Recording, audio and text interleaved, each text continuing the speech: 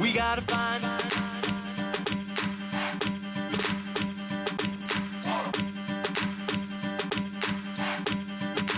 Now what do we do?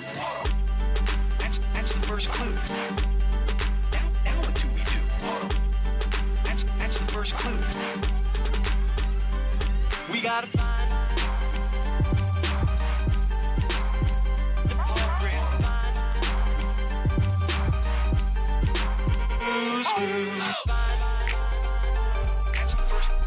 That's the first clue.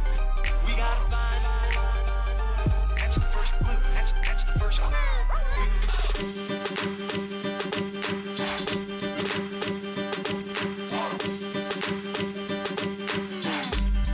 Now what do we do?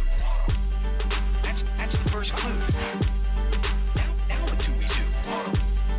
That's the first clue. We gotta find.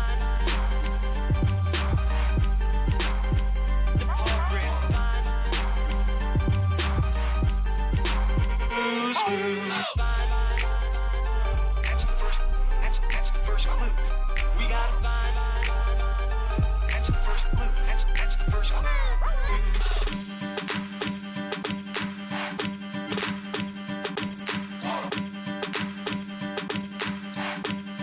Now what do we do? That's the first clue. Now what do we do? That's the first clue. We gotta find.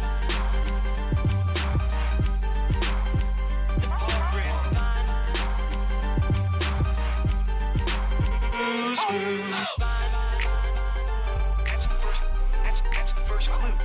We gotta find. That's the first clue. That's the first clue.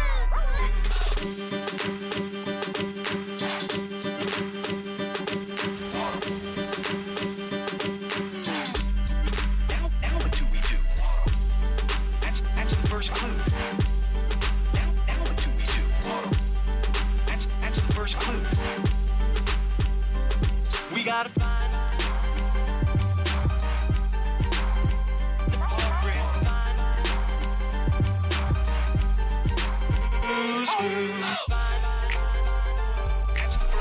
That's the first clue.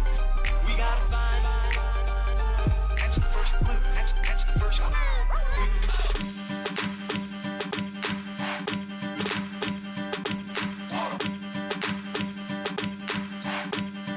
Now what do we do? That's the first clue. Now what do we do? That's the first clue. We gotta find.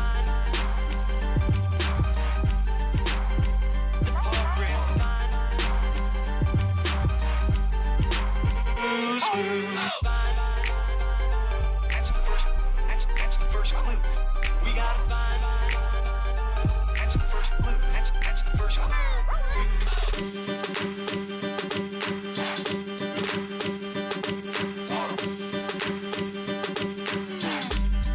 Now what do we do? That's the first clue. Now what do we do? That's the first clue. We gotta find.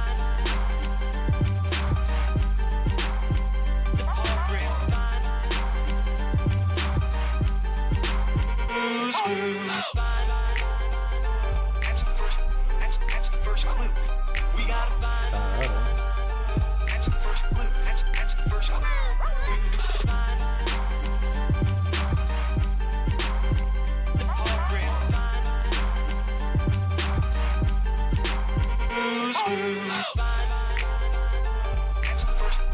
That's the first clue. We gotta find. That's the first clue. That's the first clue. Yo, what is going on, everybody? How y'all doing tonight? Another beautiful Friday. We're going to be hitting the Rust Belt. And if you read the headlines, you read the title, we're going to be looking into everybody's favorite grifter, Smash JT, because he just can't stop. It is full-on low-cal behavior over and over and over again. I mean, he is still trying to make Yote a failure. It is hilarious. So yeah, still. Let's pull up the scenes here. Boom, we'll go over to this one first. Because I, as always, got to set up my game capture. Hold on one second.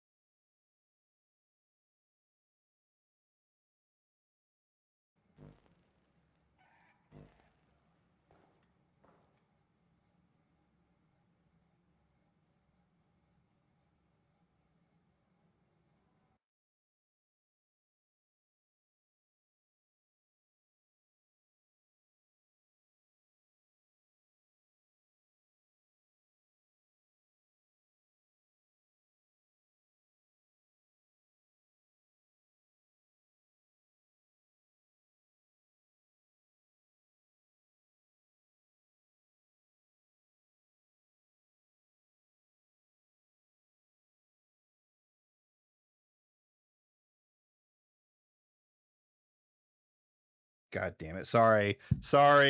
I was talking to my son and I forgot to unmute, or I didn't hit the button right. He was coming in wanting to hang out here, and I was like, sorry, bud, you can't hang out and stream. Not the way daddy talks when he's on here with these guys.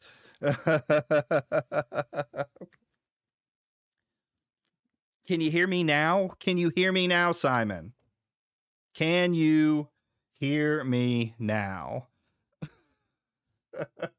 So yes, Jennifer English won, what was it, best uh actor or something like that award. I wasn't really paying attention to it. I just saw what was said beforehand. You mean you don't pull your kids on stream with a convo kids shouldn't be around for? Yeah, it seems like it's something that's common sense, but apparently for some people, their kids are a shield to use against all their haters. Stream without war muting himself. Counter reset to 0. Fuck you, Simon. Fuck you. And you're not wrong. So anyway, let's go ahead. This clip is short, so we're gonna play that, and then we'll move on to Smash's rant about the game, the golden joystick. But let's just see what she had said and see if we get as angry about them as he is. Mayal embarks on this crazy journey. She chooses to leave a life that wasn't serving her. And I did that a few years ago. And I chose instead a life that was authentic, a life that was gay. I fell in love with a beautiful woman who's crying her eyes out right now. It's really funny. And I chose queer making fun joy, of the crying wife. As a result of that queer joy, I felt safe enough to pour my grief and pain and all that nonsense and joy and love into this incredibly beautifully written character. And I am so proud of that, and I just want to thank Queer Joy for that. Mayal embarked So that's the comment that they're getting mad about. Someone just talking about their life, their wife, and then talking about an organization that helped them. Like, is that seems fairly normal to me, right? The only difference between it and anybody else is it's flavored in gay. So let's move on here to what Soy JT had to say about this whole situation.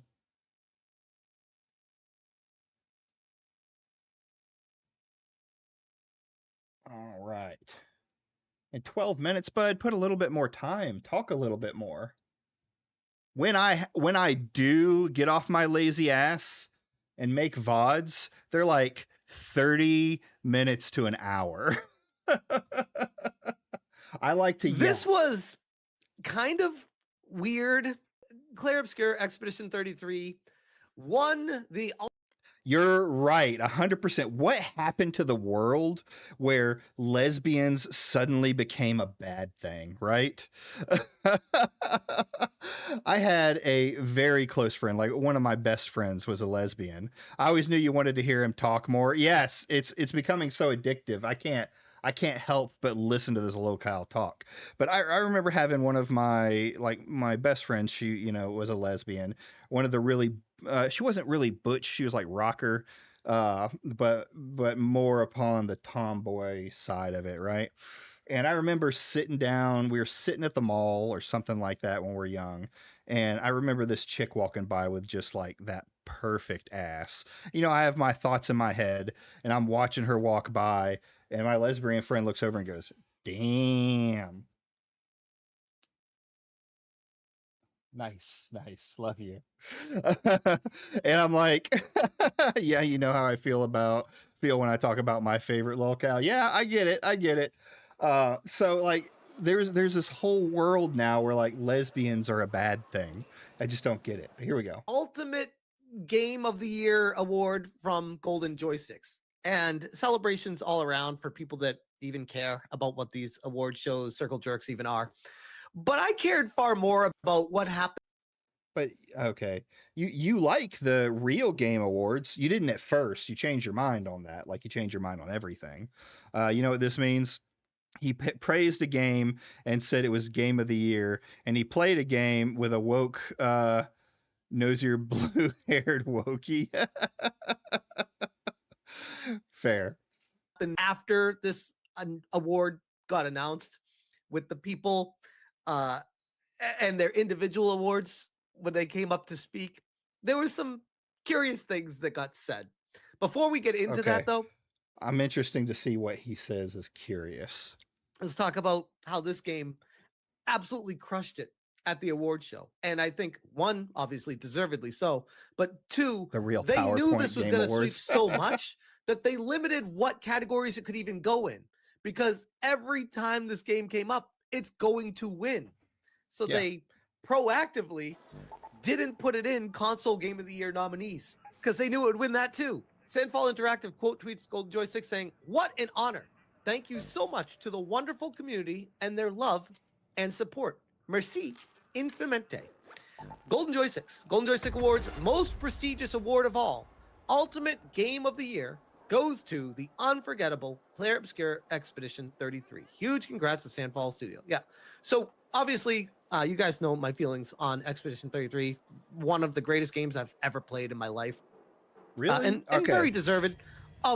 I agree it's a good game, but one of the greatest games you've ever played in your life. I'm a little off of that. It's a good game. It's definitely a good game. It's definitely deserving of Game of the Year, right? I'm pretty sure it's going to sweep at the Game Awards, and it'll probably sweep at the real Game Awards too. But I don't know if it's the greatest I've ever played. Of every award at every award show for these circle jerk people that care about that kind of stuff. Very cool to see. I don't care about it. You care about it. Pirate Nation, Claire Obscure Expedition 33 wins its first Game of the Year award at the Golden Joysticks. This is just the beginning. Here we go. And we know we are lucky enough to experience all of this. So we just want to share a deep feeling that we all have at Sunfall right now, like since the release, is what the fuck is happening right now? It's been an unbelievable year for us. Like we still don't really fathom everything that's going on. But I just want to say a massive, massive, massive thank you first to all the formidable people who worked on this game at Sunfall Interactive, but also a huge thank you to all the players around the world who voted for us. We see all your fan arts, we see all the cosplay, yeah, even the weird fan arts, we see all of them. And we love the cosplays, we listen to all the covers, like, and we do, like all of us do. And it's been incredible, like really the most wonderful year of our lives, basically. You changed us as people and you changed our lives and the future of the studio. So just a very humble and very, very, it comes from the heart. Thank you to the players. Thank you so much. Thank you, and have a good night.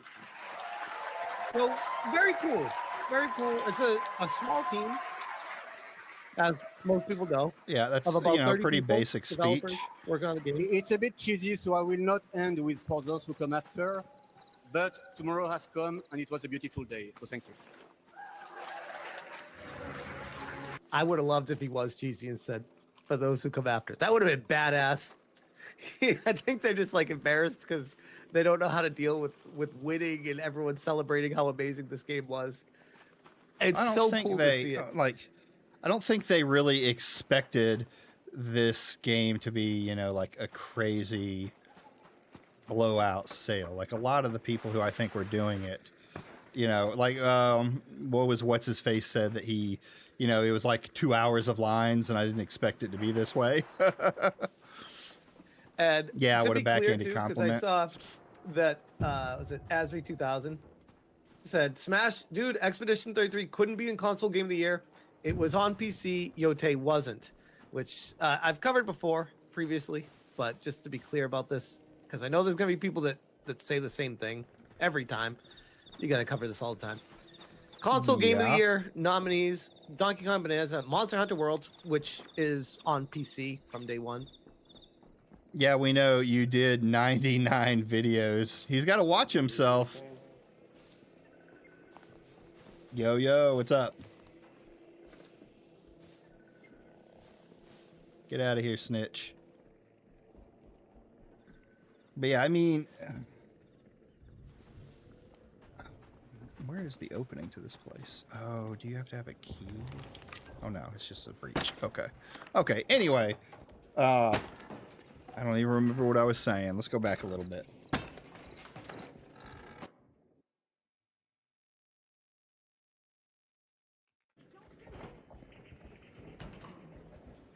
What are you frying, Lou? What's up, bud? Huh? What'd you say? We just being friendly. Friendly. Friendly. I like friendly. Oh, dang, we got a whole bunch of people in here. What's up? Comfy pillow. Is this where the pharmacy is? Oh, there we go. Look at that. All right, we went back a little bit. Call time. Oh, are you jumping in? Do you want to get in on this, Grizzle? I mean, if we're going to talk about a gay person, I've got to have a gay person with me. It's just the rules. I don't make them. It's just the rules. I'll jump in, and you already have the perms because you my mod. I need to give Kimoji mod on I need to give Kimoji mod on YouTube. I have it. He's Kimoji. I always forget if they're he or she or whatever. I don't remember. So VR, which headset do you use? Yeah. Index. I'm gonna save up money though for their next one because that's gonna be the next one. That is the replacement of the Index. Is their focus? It's got eye tracking and that's really what I'm like. Okay, yeah, sure, I'll save up. Mine is old, but it's got, I think, definitely a year in it more if I treat it well. Nice. I'm not into That's the VR cool. scene. I just haven't been there. It's very hobby centric. Like Yeah. it absolutely is as much of a hobby as like freaking tabletop at this point. I got like what? I'm gonna go look at it right now. VR chat. Yeah, 1,989 hours in that. Woo! Jesus. All right. That's a lot of socializing. Yeah, that is a lot of socializing online. Anyway, you have any opening comments before I play Smash again? No. No. All right. I'm hold on. listening. Yeah. Yeah. Let's go. You got to cover this all the time. Console Game of the Year nominees: Donkey Kong Bonanza, Monster Hunter World, which is on PC from day one, Ghost Yote, which won it, Death Stranding. Did you hear how he said that? Oh, Ghost Yote won it. Come on. Come on. I'm sorry. which is timed exclusive, Sonic Racing Cross Worlds, which is multi-platform on PC already, and Mario Kart World. So Console Game of the Year also includes games that were on PC too. A lot of people keep saying that, but that is not what qualifies a game for being the winner for Console Game of the Year. It was just limited by the golden joysticks to not being in that category. The categories that it did win: Clay Obscure Expedition 33 won the most awards at Golden Joystick Awards 2025. 7. I mentioned it, but these guys turned situations. Uh-oh. Hold on. Let me get in here. Whew. Situations they want to become lolcows to farm, and in turn become lolcows because they cannot accept what really a blow against their perceived enemies. Yeah, absolutely. Please. Yeah, I mean it's gotten to the point now that it's no longer like finding something obscure or finding something that they can call woke. They're trying to force things to be woke. Why is he still talking about Yotai? Because he has to make it a failure. He has to drag it out as long as he can because no one else is there's nothing else to talk about. Like nothing woke, nothing, any of this stuff. You don't have to turn it off for me, by the way. I was typing in chat mainly because I didn't want to interrupt. Like if you're gonna say anything. That's fine. He has nothing else in his life. Yeah. Well, the YouTube gig I think is starting to wane his fame. All right, we'll keep going. 7 awards: Best Storytelling, Best Visual Design, Studio of the Year, Best Soundtrack, which, yes, amazing soundtrack, Best Supporting Performer, Verso, Best Lead Performer, Mael, Ultimate Game of the Year. So it cleaned house, swept everything. And there were a couple interesting conversations that came from the awards. First one we'll talk about is from Ben Starr. This is Legendary Drop, says, "This is at the expense of companies growing far too large and spending too much money on creative products with unpredictable outcomes. You can't industrialize this space. A lot of companies are learning that the hard way. It's just their employees are paying for it." And quote tweeting Kami, who says, "Ben Starr speaks on the video game layoffs after winning Best Supporting Performer for Expedition 33 at the Golden Joystick Awards. This industry is hard. The one thing that Sandfall does is respect the people who work for them. That is why this game We'll say is we're great." definitely gonna make a best multiplayer game This category industry for Game of the is Years, hard. just so that games We are like celebrating today what you're playing now Art could get a chance. Yeah. Yeah, I hate that. We'll dive off into that a minute. Like I hate the idea that this game can't be Game of the Year because it's a multiplayer. One thing I wouldn't stigma too. Yeah. Like I understand the idea of, hey, this game only gets its first year. If it doesn't make it, it can't be Game of the Year next year because multiplayer games, happen forever and ever. They evolve too. Yeah. So, but it's okay. I know it's Game of the Year.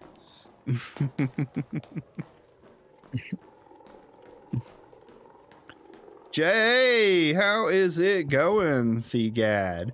Haven't seen you in a while. Jeff took forever to beat Expedition 33. That doesn't surprise me. So, then again, I'm not very good at those kind of games either.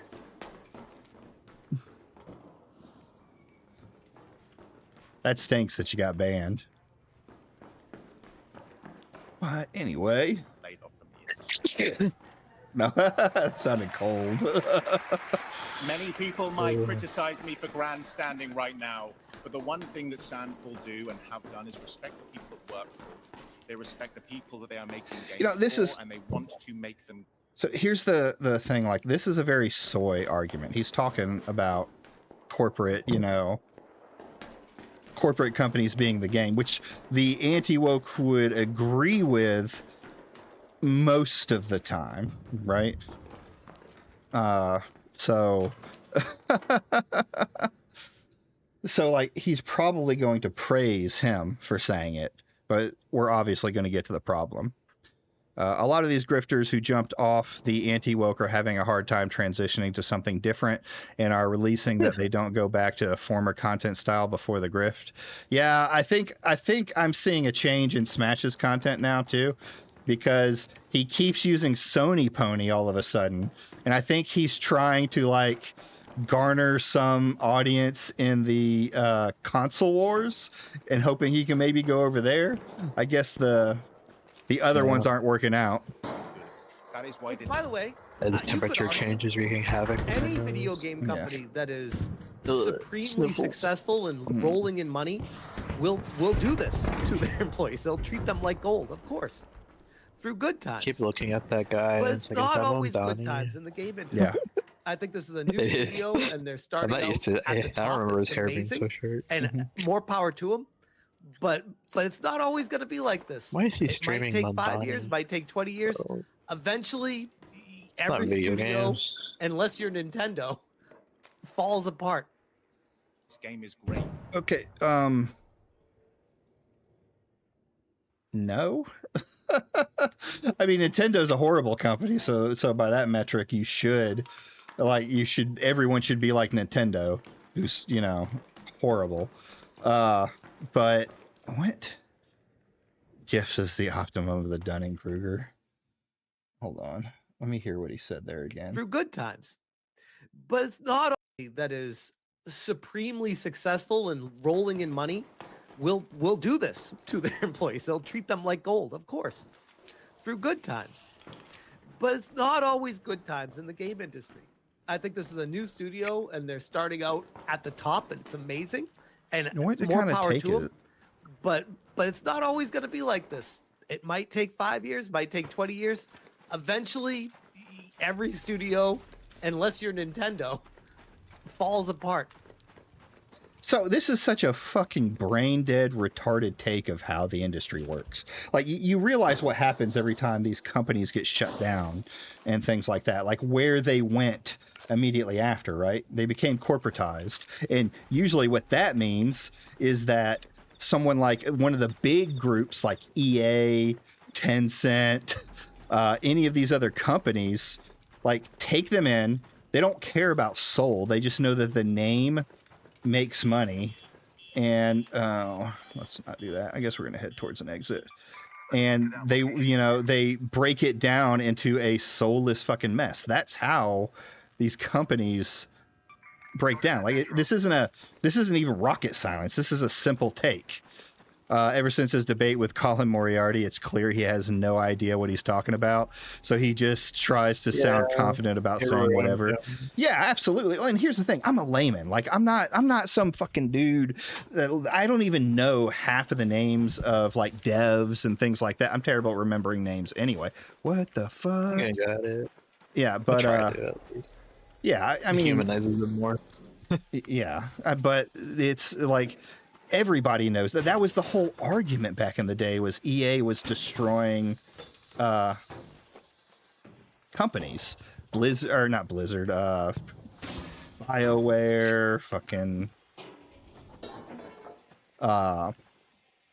How many companies have they shut down? I'm trying to think. I don't remember off the top of my head, but it's been a lot. That was like everyone was always upset when EA bought out a company because they knew that company was about to become a soulless, bled group. I feel bad for his sycophants. They've let a moron like him and his association ruin their ability to be objective and make their own decisions. Ooh, shit. Yeah. I mean, I agree. It's like, I at least thought he knew something of the gaming industry, but he seems to like know nothing. It fits the same idea that he doesn't play games. Like, he just tries to grift off of whatever he can grift off of, and that happens to be video games that he was able to start making money in. This game is great is because they wanted to make it good for the people they're making it for. They didn't want it to be popular. So they wrote characters that are flawed. They wrote characters that are broken, and they wrote characters that ultimately you might hate. And I'm very, very fortunate to potentially play one of them. So thank you so much, and enjoy the rest of your night. Very, very cool to acknowledge the reality. And we also have this one, which we'll leave it at. I thought this was pretty. Oh, Jesus Christ. Golden Joysticks, I chose Queer Joy. We're absolutely over the moon for the phenomenal Jennifer English, who just won Best Lead Performer at the Golden Joysticks. I said, failing to see why anyone cares what you do behind closed doors, sexually, unless your partner is also attractive. So, what? She didn't say that she was like a blown out lesbian. She mentioned her wife. That's the only indication that she gave that she was a lesbian. Yeah, no one cares what you do behind closed doors. I don't care. But she mentioned an organization that she likes, right? That just seems normal if you have an organization that you feel like by his very logic, people who talk about being veterans and veteran organizations shouldn't be doing that because we don't care about your disabilities behind closed doors. Yeah, like show me where that she was just like pandering to this organization. I mean, he's gonna listen to it. And you're filming. Which, again, I don't know. This feels like it was filmed in a back room because you hardly understand what she's saying. This is the quality they got. They couldn't get like an actual recording. You found this because the recording on the website or on their Twitter is very clear, and it's a front-facing camera. And film crew to take care of this. This is the kind of research this guy does. I found the video in like 3 seconds. Sorry, Dave and Buster's was booked for this week's chef. I noticed that Smash is like that. He's very just jumpy at anything. Mm-hmm. Well, it's reactive. It's reactive. Even at his own expense, you'd think he'd be more careful. No, he doesn't care. He's cultivated an audience that isn't going to fact check him. So as long as his audience is happy, then he's happy. And for a long time, he could completely ignore criticism because he was just so well. He was good at finding scenarios you could. He was good at spinning. Retell. Yeah, he was good at spinning. Even when someone is guilty of what they accuse for, you just can't trust that they're doing it because they care versus they're just doing it because it's gonna give them that little bit of boost.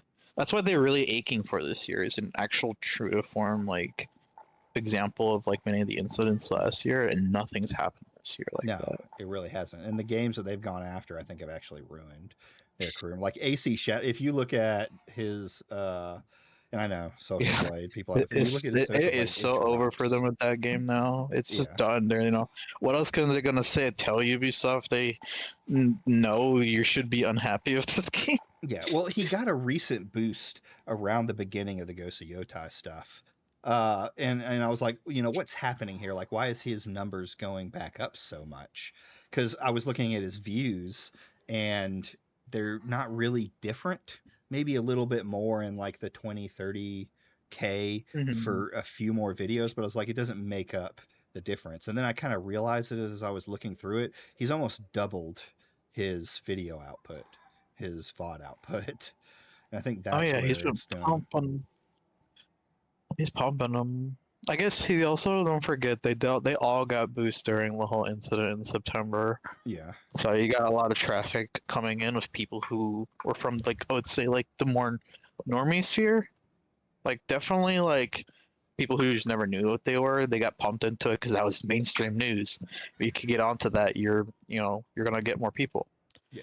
So that's where a Yeah. lot of their extra little bit of energy came from. That was the Mhm. battery they needed, but it kind of died in a month pretty quickly. It was just 1 month of time. Now they're Mhm. just back to extending what they have left is this Yotai stuff. Yeah, I don't well, even look at Grumps anymore. they don't even have it though, right? Well, y'all are talking It's about still Trump election boosting them, and I mean I can agree with that, but if you look at say like Smash's history, oh, they went he ballistic. Yeah, that gave he them the like a nuclear charge. well, this is like Alyssa Mercante stuff right here. So now we get into 2025, and he started dropping. Like he started dropping drastically from his. He went from Yeah, and his then her videos are not milking as much as he wanted yeah, anymore. We saw that happen with what Low Tier God or what's his lows, name, yeah. where like he And was he getting struggling, and it's like everyone told him it's like you can't just bully some lady forever. That's yeah, just you're becoming weird to people after a point, or yeah, people don't yeah, want to see that. That's like you're just beating someone who's been beaten already. So it just looks kind of bad on your end at this point. yeah, yeah. It really does, and it's Like, well, what has she done? And no. it's so long.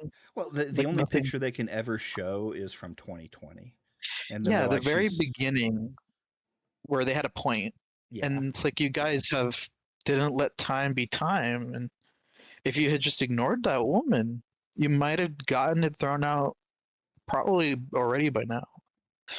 But you've added and made it complicated. You're making judges think more than they need to. yeah, yeah, exactly. That's the biggest thing they need to realize Yeah, is here I. they're making judges think more. Mhm. And then Don't want Scary to do just that. came in. What's up, bud? Yeah. Not only that, but they made her infamous. Yeah, yeah, they really did. All I hope is that she just sees the opportunity to restart her life after all this. That's I all mean, I think is the best for her. I think that's all she wants at this point. So, yeah, something you I mean, wanted to that's how she say, treats Scary? it. You might be muted if your mic is funny. He just said something. Is he still in there? Yeah, he's still in here. Hello, hello, hello. She got a job with Rolling Stone. That's cool. I mean, hearing It's a little job. that investor guy. I'm guessing he has invested quite a bit of money into Microsoft. Hearing the guys talking to the investors called Grum's a pick me just shows you all you really need to know. Regardless of the decline of legacy media, they give her public attention probably helped landed her that job. That's true. That's actually very true. And having that her resume is an undeniable boost. Sure. Well, we'll listen to Smash some more while we go in here. This is this like my wedding was in a nicer area than what this is, but well, whatever. Call out the crew. Got to bring up I have a happy wife. This is Jennifer. Yeah, this is someone recording on their phone. And from the angle, it's probably the wife. I mean, she did a great job with Niall. Really did.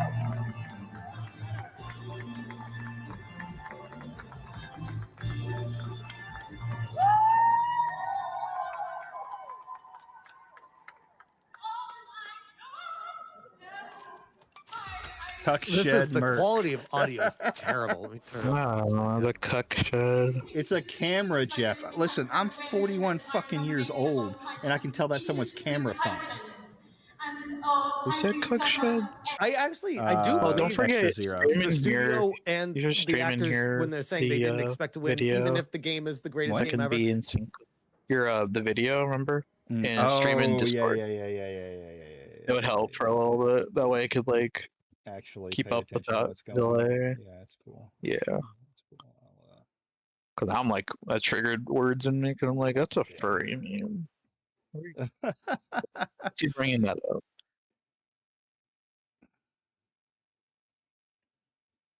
Wait, what? Never forget when McDizzle got to him. He spent Valentine's Day, all of it in his shed fuming. I didn't realize it was on Valentine's Day. I must have missed He was that. so pissed off. Yeah, it was perfect. It was February 14th. Dizzle dropped a truth nuke on him. Yeah. Oh man, that's so funny. That was I'm so sorry, funny. honey. I'm sorry, honey. We can't get you flowers. I gotta go. Dox. I have to McDizzle. defend my honor. God, he really does think maybe that's why he thinks he's a samurai. Yeah, something like that. Because they're you don't go into you don't know, because you're in a bubble. You don't know if you're just in your own world or if the world really did receive it as well as you think they did. Oof, man, talking about being in a bubble when he's in a bubble. So this is the reality hitting them right now. Everyone, every single one of you for voting. My dad embarks on this crazy journey. Yeah, me too, Red Stain. Stain. A life that wasn't serving her. And I think he's surprised at the recognition that he's getting. Like, he did a video game. He doesn't sound like he's much of a gamer. And he went in, he did a gig, make some money, and now suddenly his name's all over the fucking internet. And he's winning awards. I did that a few years ago, and I chose instead a life that was authentic, a life that was gay. So it's so weird. It's like, what? Why are you the way you are? Like, again, I literally do not give a shit if you're gay. Like, As he says, why are you the way you are? Like, what is said? Okay, trying again. Sure, you still in the room? All right, let's go. Boop. I'm trying to spell Robespierre, and I just cannot for my life. Jeff practiced saying that in the mirror. Can you hear us this time, Jersey? Yeah, I can finally get in there now. That's a fucking. And I can hear you. Yippee. Yeah, for some reason it just wasn't connecting, so I just restarted. But great timing on pausing that. If I don't care about what you do in the bedroom, why does he complain in general? Yeah, who cares? Why is he actively seeking out people to point out and highlight what they are? Yeah, that's You kind of can't my have the whole fucking thing both with it ways, Jeff. it's like the guy is, or the girl, excuse me, is literally just talking about something in her life, talking about something meaningful to her. This is no different than a veteran talking about like the DAV being helpful to them or something like that. Dude, could you imagine that sort of a video from him? Well, nobody asked you to sign up for, military service, in my humble opinion. Oh, he would rue the day. Yeah, Pendleton will send some shit down to his little shed. Yeah. It's just so like and listen to what he says. Like, he doesn't say anything of note. Like, if you're gonna make a comment on this, What else is new? Yeah. so it's like, well, what? I just. Why are you the way you are? Again, I literally do not give a shit if you're gay. Like, I really don't. Listen, guys, I don't care. It's like these people are NPCs, and they have no idea how to talk like a human being, and they're like, long-winded typing, but honestly, it feels like this. Graceful. There's just no self-awareness. Yeah, There's there absolutely isn't none. any. And you gotta have like people like us, I feel like, who has to like start, talking a little and being like, we just can't just, just, it's just rebranding the same thing. Yeah. And it's just making things just so unpleasant at the same time, because it's the danger of leaning on this end of things. Sometimes it's just, these people are Always just has to scummy. fucking knock something down. It always has to knock something. If Mhm. somebody's proud of something, why are you like this? I don't understand. He's so you know? bitter. Yeah, It's so good it's at that always voice. bitterness and it's always negativity. It's like, bro, I don't care about what you do behind the closed doors, but 90 videos about it. Well, why are they putting girl bosses and lesbians in video games? And then this fucking prick is bitching about the venue that this thing is at. Like I said, I'm sorry that they couldn't get Dave and Buster's this week, but he's like, my wedding was nicer than this. I'm sure it was because your wife probably paid for it and planned it, you broke ass motherfucker. Extra Zio says, I just wonder what the real Jeff Tarzia actually is. I mean, yeah, I don't know how what the difference is. Like for me, outside of like the cursing because I have kids and I still have a bad problem with that. I am generally the same person. Of course, there's some dramatizing for entertainment, but I still like my values and things that I talk about are my values and things that I talk about. I'm not going to change those to get a couple extra views and clicks on YouTube. Yeah. Maybe that'll change, when the money starts rolling in, because, Oh but no, I'll or give you grief. yeah, that's what I Yeah. want. I told myself when I started this channel, I wanted to surround myself with people who were willing to tell me, fuck you, you're fucking up. Right? Because I want to stay, and I don't, this is more of a, I'm coping, it's a hobby. Not that, but, there's always the idea that I could take off or that I want to take off, or at least make a little bit of money off of my hobby. And yeah, I just don't want to be chasing the trends, uh, unless my values follow with them and they're funny. Well, in the years that I've done this, I've never done a character. I'm the same asshole every single stream and every single video. This is not a character. This is not blown up. Yeah. Um, Zero's got it right there. His conduct during the Amico scam, the stunts in the local news, how he represented his company, how he was in 2020, and going into this concert. The thing is to me, that is really him. He is definitely a bitter, insecure child. Well, he's like the very definition of what you'd call a clout chaser. He'll change whatever opinion he has if he thinks it's going to benefit him. Well, it depends. See, the opinions is where it really comes down to is what opinions do you think he really believes? All this shit is probably what he really believes. And it stuns me how people can just look back and be like, wait, you faked being on the other side before? And it's like, well, people are allowed to change their minds, bro. These are pretty ingrained values that you've changed your mind about. Yeah, people can change, but in reality, they don't generally, right? And You change don't just takes, wake up one day. yeah, You don't just wake up one day and decide that you hate trans people. yeah. You don't just wake up one day. You know that's like years of Someone was mean to growth. him. That had to have happened. Someone was mean to him. I was A lot trained. of people were mean to him. I can tell that this is definitely the type of prick who followed around popular people, hoping to get popular by proxy. I guess maybe a cloud chaser. You know? Oh yeah. I mean, it's very clear in the message he left me, because he won't actually talk to me anymore, where he was like, I'm giving you your little bit of attention. It's like that big boy energy. Like, you're a little Ew. fish. You can't do anything. Oh, yeah, it was hilarious. On a post from April, on one of K-Med's posts from April. Yeah, he just, Oh, yeah, I remember that. yeah. Yeah, And then, it's always I'm benevolent, you're beneath me. yeah. Shit. And It's that's very what it's like. cartoony. If you It think is about very it. That's like cartoony. Like, that's Oh like no, a this is cartoon plot of like the really big time popular Skeletor. villain is like a celebrity guy everyone loves, but he's actually just a piece of shit. yeah, It's yeah. big time No, it's Skeletor energy. That's what he comes across as. Oh. Cheap DC. Well, you just cartoons. like the No, no, no, voice. no, no. The guy from what was the Mexican cartoon about the living and the dead? God, what's the name of that fucking cartoon or movie? Oh, Man, Ron got blasted though by people that I never would thought would just turn on him like that.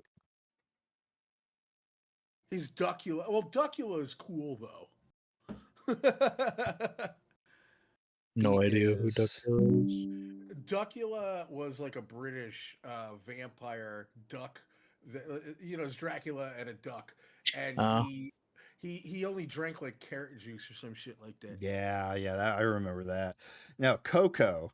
Remember the bad guy in Coco, the guy who everyone thought they loved, and he made all the music and stuff like that, but then in Yeah, real life he's just a yeah. That's dickhead. what he is, Yeah, yeah. that's exactly who Smash at least And he, pretends to be. Because he talks to you like that, that's what gives me the vibe of like he knows that he can't quite treat you like I would say treat me or something, or just do a flat out block, which kind of did already. I don't know. Yeah, I thought it was yeah. just a mute, but I don't know. It's a weird like. Looks I wonder like if he's he one of is those over guys who are like into alpha male stuff, like actually. I could That's see what it him sounds like being a he's guy who trying to gets do. tricked into that alpha male stuff for sure. Because it feels like he Uh, was trying to like intimidate you. yeah. Because like if he does Yeah, private he stuff like that, definitely tries to be way tougher than we know he is. Mm-hmm. Where's this at? though with girls he's He's a pretty much just loose. it's your typical bully shit, you know. I'm gonna Yeah, pick at you, and I'm gonna pick at you, and I'm gonna pick at you, and then it's like in a Christmas story when you snap and beat the shit out of him, he's gonna start crying. You know. Mm-hmm. He does react like But it's always the same thing. It's always He's a bully shit. crybaby. Yeah. He's absolutely a crybaby, but I it's just don't get why always the people same don't shit. see it though. Like it's like people So respawn, show it. They just don't want to believe that Smash is like actually kind of just not a good dude to be like it's doing just any of the it stuff gives that them he a wants place to to be. voice their shit. Yeah. That's just And that's all it feels like, yeah. And that's what a lot of the issue with I feel like I don't know, it's like a weird new parasocial thing that's been going through the 2020s is people being like that.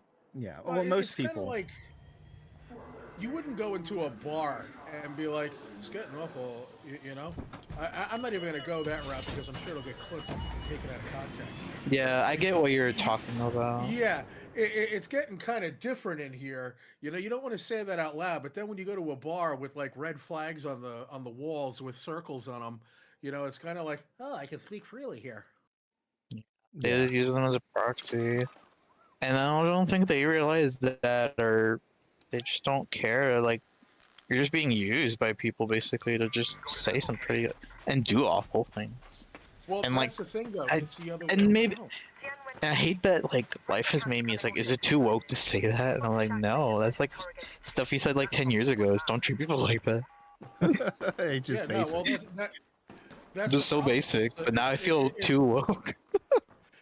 that's the problem now. Is that word woke has just been fucking obliterated. And, Yeah. and anytime you have like It anytime you have like damaged me.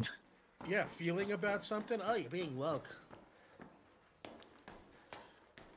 Here's a good one. Thegad says That's the excellent. problem is a lot of people made their beds with Jeff's message. His sycophants care less about the veracity of the messages and more of the affirmation of we're winning. Yeah, 100%. That's why they have to constantly say they're winning. They can't just be winning. It's always got to be reaffirmed that we're winning, gamers. See, the worst part about this is like once you get into shit like this, you can't get out of it. Like he could never admit that he's wrong. One, because he's just that much of a bastard. But there's also just the fact that like if he ever somewhat changed his tune with this crowd, Like, because, people are allowed to change their minds, bro. If he changed his mind with this shit, he'd be done. Yeah. Oh yeah. 100%. You know, what the evil person is here, his wife, for being the breadwinner. Because it just enables her husband to be this guy on the internet, and it's like, I wonder if she just gets off to like the idea that her husband just rampages on the internet. I don't think she she knows. That's the thing, is I was going to say, I wouldn't even bring up his wife in general, just because.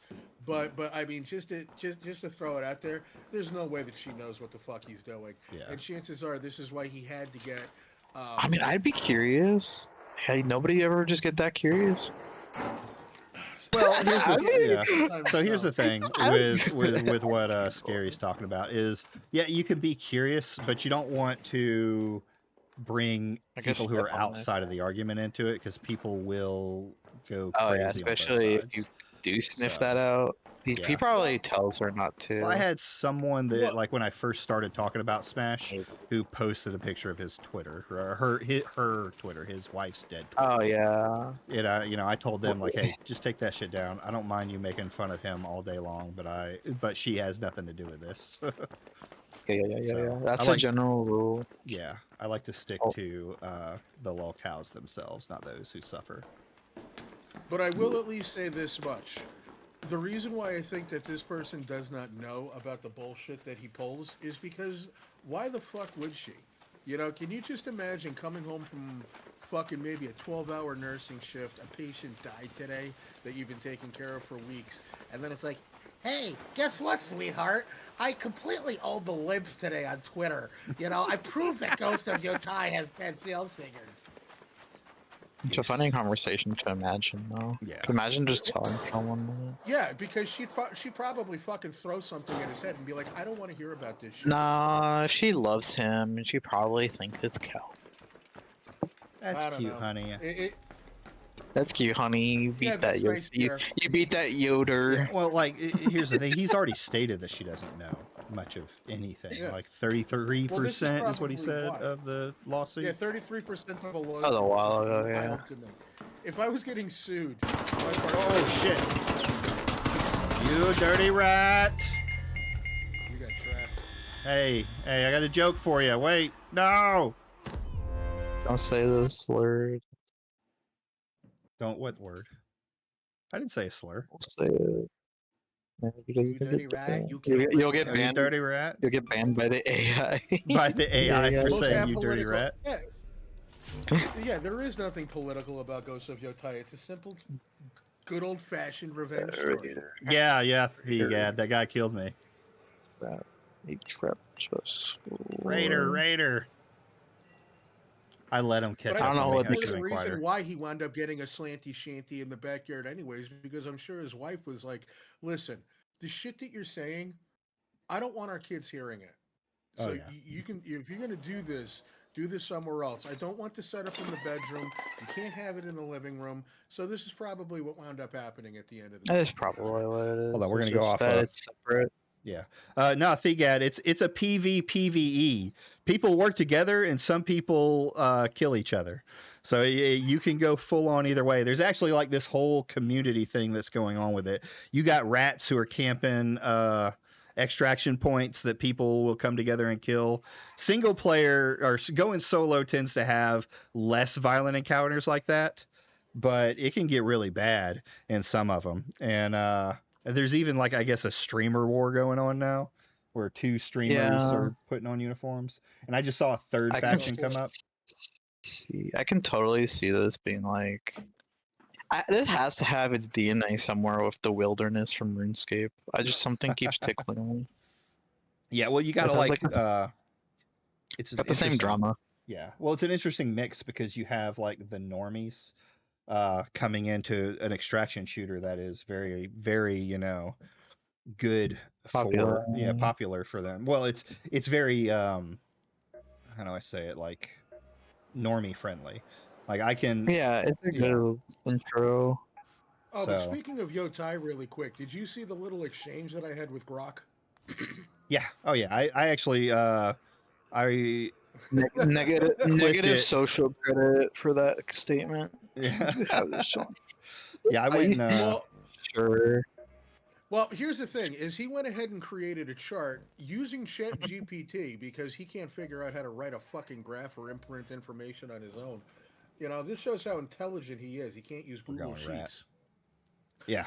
But he used Chat GPT to visualize, try to prove, Sony pony screaming Ghost of Your Tires, a quote success for Sony? No, Sony's not happy.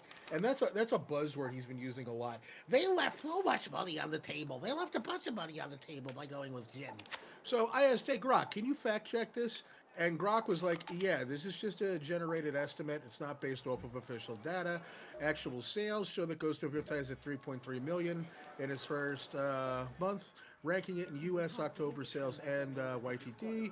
Year to date, Battlefield 6 tops charts with 10 million estimate units, while Jeff put the information in at somewhere between, I want to say, 13, 14 million units sold? So he didn't even get the other information right. He intentionally made the fucking bar longer so that it looked like a worse drop. Yeah, I did. Without any extra info. And then I agree, Extra Zero. He made that chart so hastily that he didn't even notice that it showed Yotai outperforming Ghost of Tsushima in like the first couple of days. Which is hilarious. I got a lot. But notice with that first chart too, he put the data in like Yotai was never going to sell another copy going forward. Oh yeah. It was completely like anybody could look at that and be like, yeah, that's just absolute BS. But well, that's the thing, is he's hoping that nobody is smart enough to actually look at it and wonder what. And this is what got him in the trouble with Colin to begin with, is somebody who does this for a living was like, dude, this is not right. Yeah. Did we Yeah, invade Mexico the other day just to pivot? Did we I don't invade know. Mexico? I just look it up. It's like, did the U.S. accidentally invade Mexico? Accidentally? That's kind of based, What? actually. Apparently, Mexico Beach, they just crossed the border to do some stuff, and I guess that's technically would count. You fucking the guy over here at Grok. Is what Wargaming Dad Live says true? Please answer it only yes or no. That's very true. No, here's what I think, because he didn't start saying Sony Pony until very recently, like within the last couple of days. Like he's been going after Yotai for a while. What, we're at like 50 videos or something like that. He hasn't used Sony Pony until recently. I think he's realizing he's not getting enough views from his Sephiroth posting, so now he's trying to appeal to the console war Xbox guys. That's what I think it is, because he said it now in a couple of tweets, and he's just trying anything he can to try and keep his stuff from dropping. Yeah, no, honestly, I agree with Vincent, though. He may have said it in the last couple of days, but seriously, he did not start talking about console shit up until after Colin cleared his ass out. Yeah. I mean, I agree. Colin fucking fucked his mind over. Yes, I agree, Vincent. Two things can be true at the same time. From that. Yeah. If you know, you know. But that whole fucking thing was essentially Cullen throwing Jeff over a pinball machine. Yeah. 100%. He just got absolutely wrecked. I know, he became the accused JT. The accused JT. I like it. A pinball machine. It's a reference to a movie called The Accused with Jodie Foster, where a woman went into a bar and she started flirting with a bunch of losers, and they eventually bent her over a pinball machine.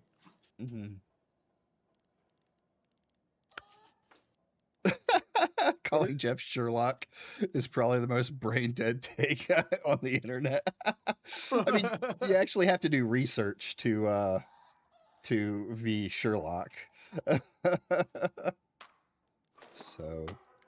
Oh, there was no research done. He doesn't know what the hell he's talking about. Well, yeah. Well, he already got. So he's been taking a lot of L's recently. McDizzle showed that he doesn't do any back checking on any of these supposed sources that he has. So that's complete I bullshit. love his irrational hatred. I love his irrational hatred of McDizzle. Oh, I do Anytime too. he sees that green circle, he gets fucking triggered. All Yeah. of a sudden, he's like, "Hey, asshole! Hey, shithead! Fuck you!" You know? Yeah. I wish McDizzle was more aggressive than he is. Like, I love McDizzle because he's got like this perfect opportunity to just constantly dunk on Smash, and he does. Sometimes the shit he says is funny, but I wish he was a little bit more aggressive sometimes with it. Well, Smash, I think McDizzle has just realized that you don't need to dunk on Jeff. Every time he wakes up and looks at himself in the mirror, puts on that schmedium blue shirt with the cheap graphic logo on it, he's probably got about 2,000 of those in the garage. The wife can't park the fucking car in there. they just weren't selling. Oh, they're just not selling. Yeah. Did you guys see that we can check people's accounts now for their country of origin? Oh yeah, I remember hearing about that. That's gonna be interesting. Yeah. So I want to go check the infamous Kaguya. yeah. Oh yeah, can you just right click the top near the follow and it'll say like about this account? Problem is the a lot of Dallas people. Fort Worth Dave and Buster's. Oh, that motherfucker hit it. Yeah, that's the problem. Is people who are gonna hide it, which it just Fucker. kind of leads into the idea that yeah, you're over somewhere. You're not where you say you are. So Kaguya is Mexican. That's what everyone thinks about this account. Yeah. Yeah, Captive Dreamer turned it off too. Aw. Asshole. Someone had to have captured it the second before they caught it. I'm gonna Yeah. find it, right? They couldn't have possibly turned that off before someone screenshotted it. I don't know. I got to know the truth. I'll take a North America if that's what it says. Because it's not Central America, I'm pretty sure. Oh man, but just Jesus Christ! Hold on, honey, I gotta make another AI-generated intro. You talk about like things like the Valentine's Day thing. Is like, what was he like? He was making shit. Like, once McDizzle called him out, it was like constant fucking posting. Like, what was he doing with his family at that time, right? Damn. He gets so triggered. Just don't understand it. There's nothing to understand. He got embarrassed, and it really pissed him off because deep down in his mind, he truly thinks that he is something special, and he deserves like all these accolades. And they, like I said, the most delusional thing I ever heard that idiot say. And I don't know, maybe he was drunk. That's the only out that he'll get, is when he sat down and, like, he had the kids running on stream. And, hey, come here a minute, let somebody ask my kid a question, And I'm like, you're putting your kid on camera, and he's having his kid answer questions that his alt-right Nazi audience is saying. And all right, look, I retract that because I don't think every single one of them are, but there are some who make some pretty out there fucking remarks. But the whole thing is like when they ran off to go play, I'm not gonna jump in the pool, bro. It's too cold, And then he's like, can you just imagine 20 years from now, my kids and their friends are gonna look at me and be like, "That's the guy who saved gaming." Oh dear. That to Lord me was like, Jesus. That's the guy who saved gaming. Listen, his kids are he thinks that his kids and his kids' friends are gonna look at him and say, "This guy saved video games." That's just so incredibly sad, right? Yeah. That's just I just don't even know what to say about that. That is the most delusional fucking thing I have ever heard him say. And I've heard him say a lot of weird shit. But that to me, I think, is just absolutely nuts. To think that you're going to save video gaming when it doesn't need... Well, here's my thing, too. And this has always kind of been my thing. And this is where me and him really started getting into it, when he started up with this shit again. Because he disappeared after the Amico nonsense, and then he started with this. And then he's like, we got to save gaming from that. And I'm like, who the fuck asked you? Me, obviously. Yeah. Yeah. I have a plug because I saw some good news. Warhammer Vermintide 2 is free to own on Steam for the next few days. Nice. Yeah, I So- heard that. Good game. Good game. I own it. I haven't played a lot of Recommend. it, but yeah, definitely a recommend. Definitely a recommend. I think they're coming out with a random ass new DLC, and I'm like, oh, okay, sure. Well, this is interesting. Craig did the same thing when he last debated DSP. He kept saying that he had daddy duty, and then spent an hour doing a decompression stream where he read super chats. And all the sensible people who just, well, I mean, that's the thing. It is, why can't we just stream games? Why do we have to talk? What even is this? Why can't you do both? Stream games and talk shit. Well, yeah, well, no, you can talk shit, but I mean, this whole we have to save games. Oh yeah. What are we It's gay. what are we saving it from? Like, really? Dude, the gaming has had problems since the beginning, right? Gaming almost never got off the ground with the first what was it called? The first drop, the first market drop, the first I forget what it was, the consoles. Oh, when they call the great console crash. Yeah, the great console crash, that's what I'm thinking for. So, and Yeah, but you know what? Even that, the info is so skewed, and this is where people could really. I don't mean to cut you off. But this is where No, you're people good. could Truly get education. This is where people could really get educational and teach their audiences some fucking valuable shit and share that passion. Because like there's such that huge misconception going around that when the crash happened in '83, that was like the end of it. Like gaming was on the brink. Gaming was fine in Europe and Japan. It was just an American thing, and that's because Atari saturated the market with the same shit nonstop. yeah, just shit after shit after shit. Pretty much. So it's like gaming has always had its ups and its downs, and now that it's more mainstream, of course, it's going to do the same thing. Yeah. Oh God, that looked like the scene from the beginning of Terminator with the ball of lightning by the truck. Yeah, it is. These maps are a little crazy going outside. I dig it. Oh yeah, this game's so much Shovelware fun. was a huge problem. No, it was just so much. It was like Pac-Man, Pac-Man Junior, Pac-Man Juniors, Pac-Man Twins, E.T.. Pac-Man triplets.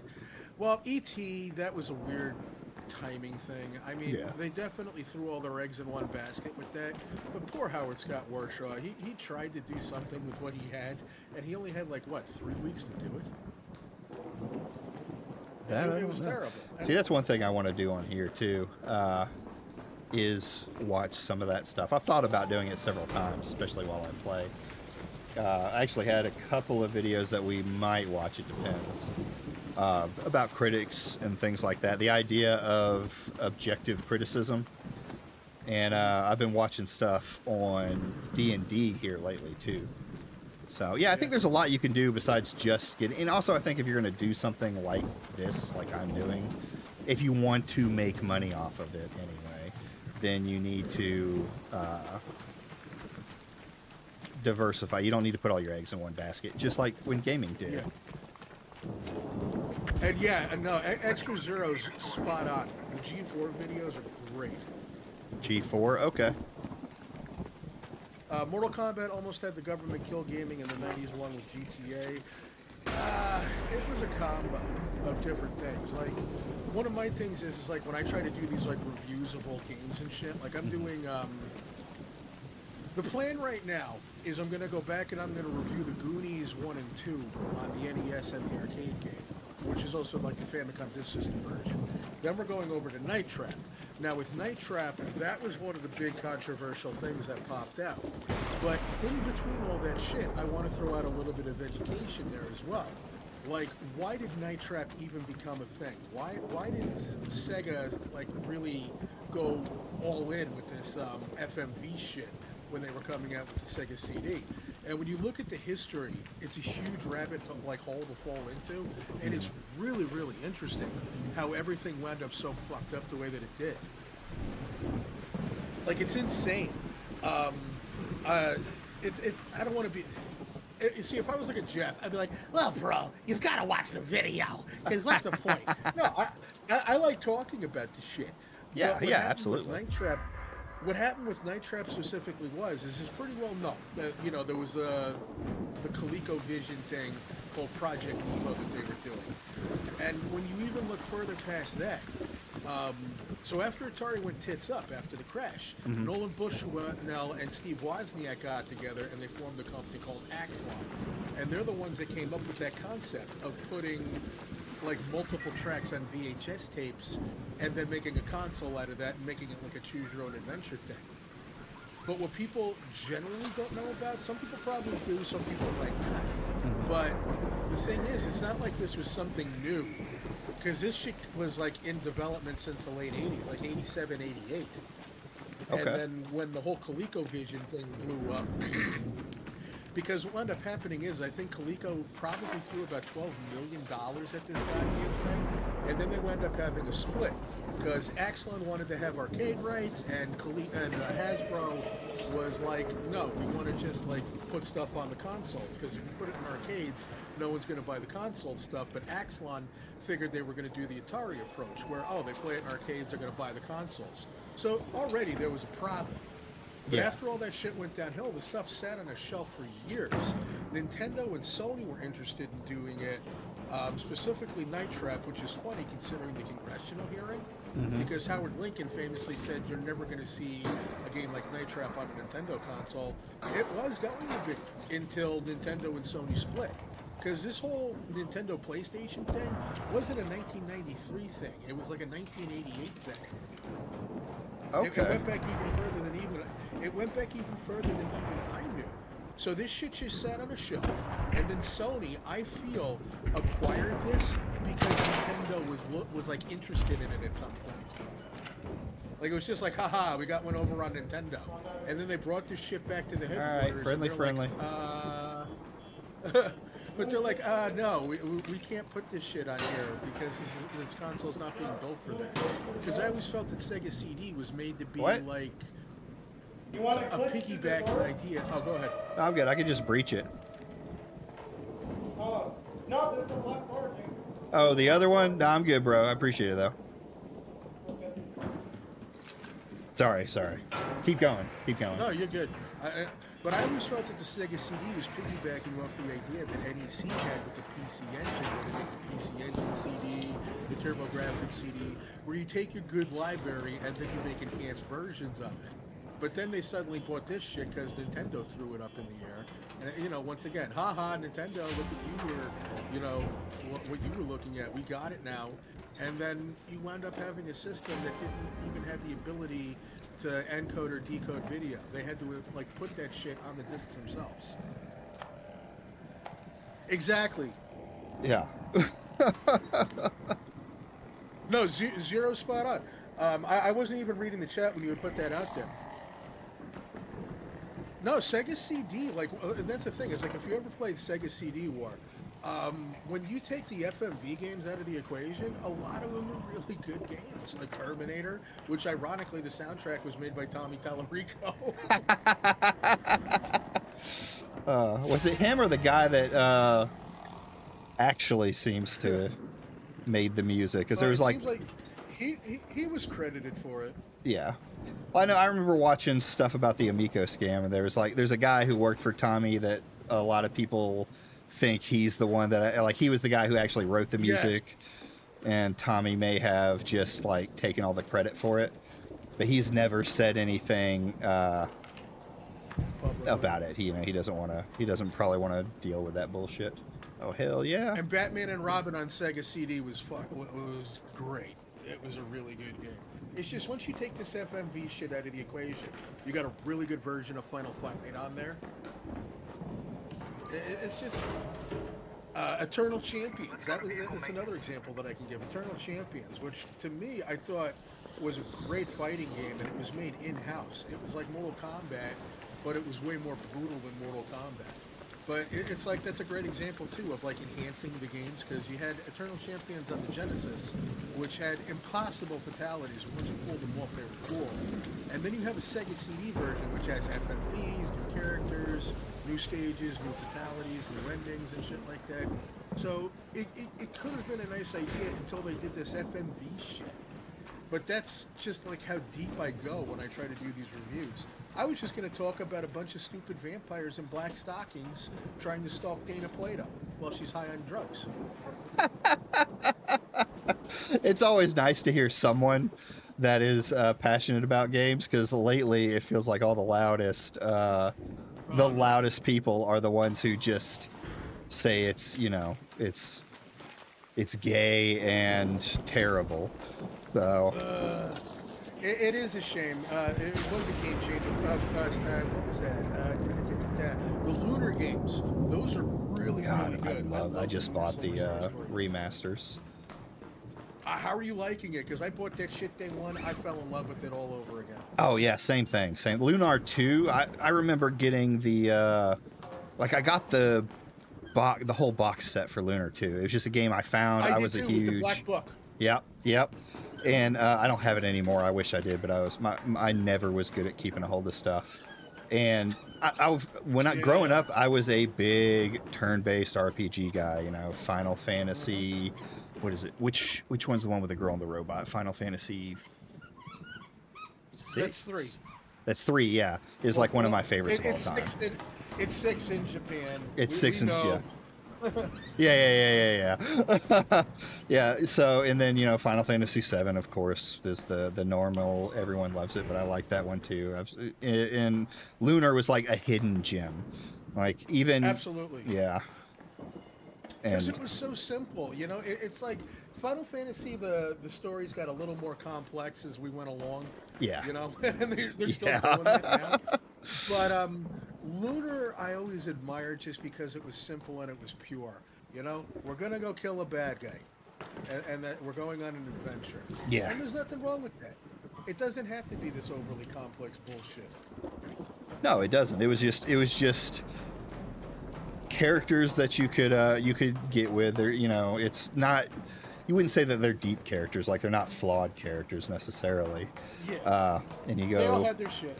Yeah, they all had their shit, but it was just a fun game to play, and I liked the way their turn-based worked, where you actually moved towards different things as you were fighting. Like, you don't have control over it, so there's not really that tactical you would get out of like a CRPG, but a little bit. Yeah. Yeah, you get a little bit of it in there. Yeah, like getting on both sides of it. Yeah, it was something new and it was something unique for its time. And then like playing games like Bahamut Lagoon, which, oh my god, I love Bahamut Lagoon. There needs to be a little bit more love for that. Final Fantasy Tactics is what really blew me away. Yeah. Well, that got me into like the whole, because that was like one of the more first CRPGs. And then my dad bought me a copy of, well, it was a box set. It was Fallout 1 and 2 and Baldur's Gate 1 and 2. And that's kind of where I fell into like love with PC. Yeah, no, well, my dad was like the gamer growing up, and it's weird too, because like both of my parents were gamers before gaming was a thing, and like my dad dipped out Super Nintendo era because he was getting like motion sickness from playing F-Zero. But he still stole our Game Boys. Oh god, amazing stuff. Yeah.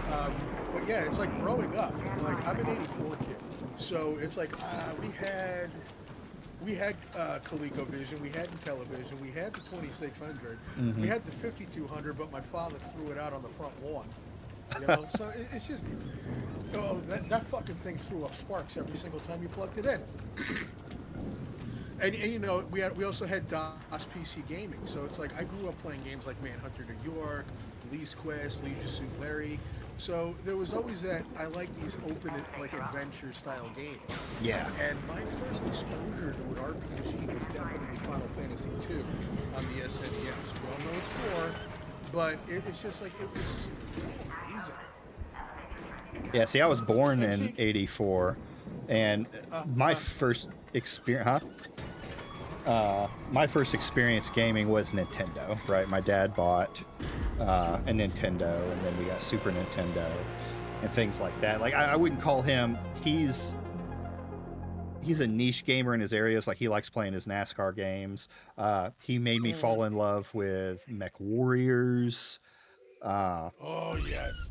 you know, all those different things that those type of games, and you know, Fairchild, I'm sorry, but Fairchild Channel F, I haven't heard that in a hot minute.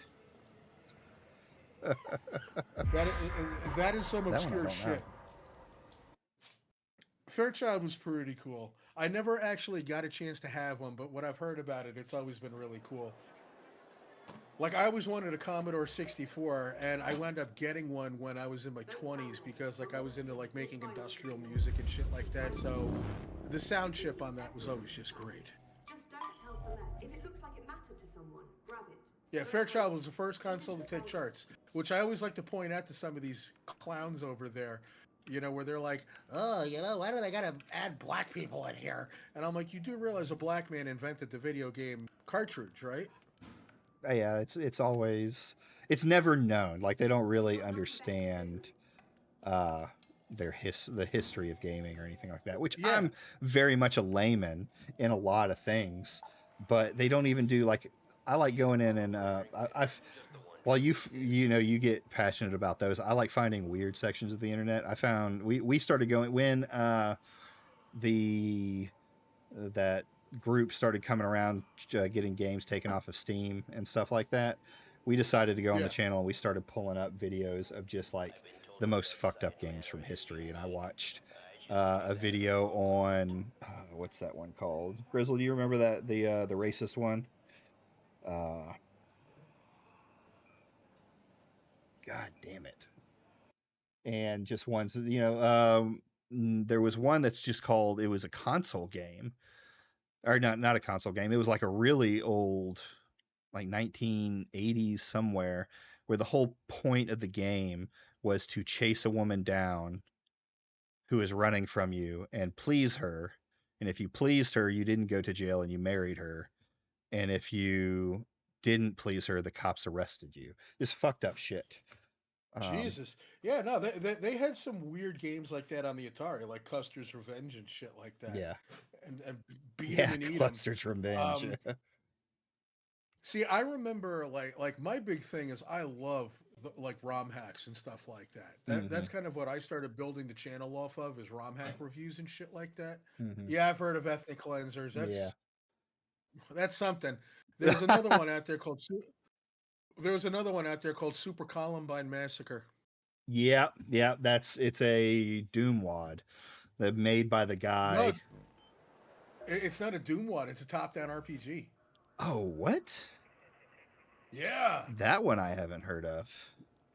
That's nuts. Yeah, it's like a top-down RPG where you play as Eric and Dylan and you wander through the school. And I mean, like they have like a digitized version of the Nobodies by Marilyn Manson, and then you go to hell and take on Satan. That's nuts. It's fucking nuts. Like the shit that people come up with. Oh yeah.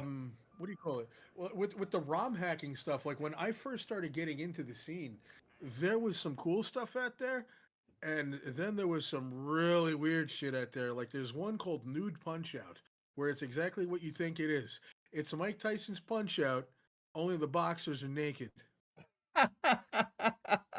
There's so many. Yeah, it's a thing where like there's been Gooner games for as long as gaming has been around, but you just call it like it is. What was the 1930? I don't remember. Yeah, there's some messed up stuff out there. I like getting into deep holes like that. I like weird. Yeah. I don't like weird stuff, as in like I'm not into it, but I like learning about stuff like that, and especially in like the It's gaming interesting. industry. Yeah, it is. It is. Well, yeah, I mean, like that's where a lot of the reviews and shit are going to be coming from because Night Trap, I think, is definitely an interesting part of history. Just because like my whole thing is I love horror stuff. Oh, So after yeah. we do the Night Trap and Night Trap 25th anniversary, I'm going right for Clock Tower. Nice, nice. Yeah, I've been. There is so much to talk about with Clock Tower. My problem with horror games is there's not a lot out there that actually like a lot of it tends, especially nowadays, you get these constant like rehashes of basically jump scare games that come out. If you've seen one, you've seen them all. I remember Hatred Zero. That was actually an interesting game. It reminded me of Oh yeah, I remember Postal Hatred. in a lot of ways. Yeah, yeah. That one It actually got banned, didn't it? Hatred. it got banned, I think. I still have a copy of it though. That's And awesome, yeah, actually. the horror has become like horror gaming in general has become one of those things where it's just really colored by numbers. There's like 10,000 of the same thing out there. And you know, for the most part, there's some really good ones out there. There's some really innovative ones that are out there. Like I'm playing Look Outside right now, and you Hmm. might dig it because it's another top-down RPG style thing, and it's got like a lot of I want to say like Junji Ito body horror shit going on, Okay. but it's not bad. Have you heard of Faith? Yes, I have heard of Faith. I haven't played Faith, but it's been one that I've looked at briefly, I'll say. Well, you really, I'd recommend it, especially if you're into like the older shit. Hmm. Like it perfectly replicates the experience of playing like an 80s DOS adventure game. And I dig that. Yeah, Silent Hill 2's remake, I absolutely loved. I'm a lifelong Silent Hill fan. I mean, fuck, I got a tattoo of Pyramid Head on my arm, you know, holding nice. the camera obscura. So it's like I'm definitely a Silent Hill fan. That remake, it pissed me off. And you know what? I love how everybody shut up about that game when it came out because the Silent Hill community were tearing them the fuck up. Yeah, Like they were posting pictures of like Angela like fat and with like David Duchovny's face. Why are they making this woke? And I'm like, yeah, you. Why are you glorifying a 16-year-old girl? hmm yeah, they got into a lot of it. And Silent Hill's always been known for its really dark tones, but they're not worried about like the dark tones surrounding rape or any of the other stuff that made the series interesting. They only want to focus on that both of the chicks are ugly now. and Yeah. it's like okay. Well, you know what? Let's be real here. Most of these assholes that are saying that stuff, like they would ever land a beautiful woman. True, I get it. Yeah. It's a unforeseen like it's like a standard they push themselves to. One thing about I don't know if you were listening in on Hmm. the K Meds little debate with that one guy, and one of the things he kept saying was like the standard the basic standards of women, but he's mentioning like the past and medieval times and stuff like that, and I was like, you realize historically the idea of beauty has changed over the years. Like in a Yeah. lot of older time, the more beautiful woman was the woman who was thicker, like almost to the point of fat, Yeah. flabby belly, because that meant they were rich. They could eat whatever the fuck they wanted. Uh, Exactly. No, it's true. and in Greece, the reason everyone's got a fucking small penis in the statue is baby dicks were all the rage. Hmm. So it's so like That always makes me think. Did you ever see Moving with Richard Pryor? no, actually, I don't think I ever have.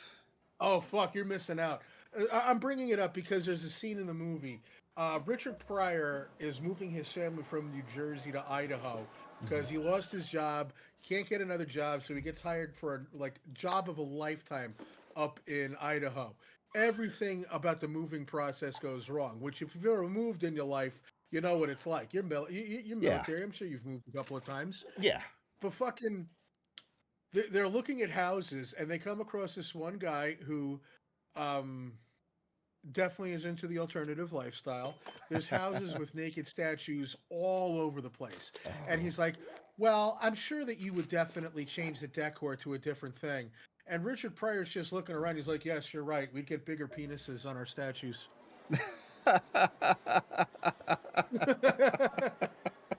Yeah, yeah. Sandra, yeah, she did remind me a lot of Sandra Bullock. What Angela always reminded me of is Laurie Petton. She was the sister in Roseanne. I think I got her last name right, but wrong. Yeah. But I know it's definitely Lori something. But she always reminded me of the sister in Roseanne. But Zero, you're spot on again.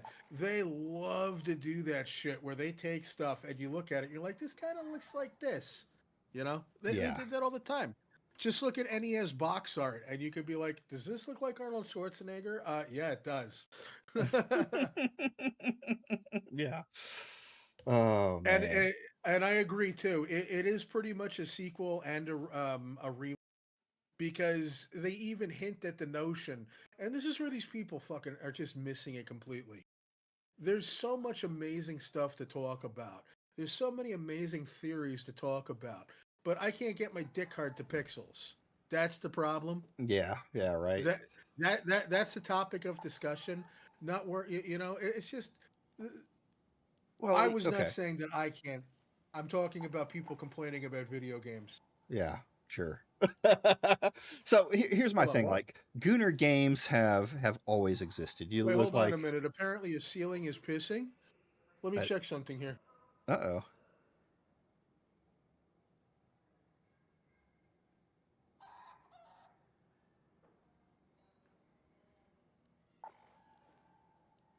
All right, let's get back out there. So many of these people called it Soylent Hill 2 and then admitted to me they never played a single entry in the franchise. That is nuts. Now, I haven't been like, I'm not like necessarily a Silent Hill super fan, and I think I missed out on that. Uh, but I mean, I could go back and play them, right? But like just to speak on a game like that when you don't know the franchise is crazy. It I meant, blows my mind. yeah, it blows my mind. So back to what I was about to say beforehand. Like, Gooner games have Yeah. existed for a long time. You think like Leisure Shoot Larry, you mentioned. Yeah. Yeah. Dead or Alive, Ultimate Volleyball Edition. I'm trying to think of some What's others. up? So it's been a thing, but it's just been a thing that like okay, it's a we didn't call them Gooner games, right? It's just it is what it is, you know. And now it's like they're offended if every game isn't a Gooner game.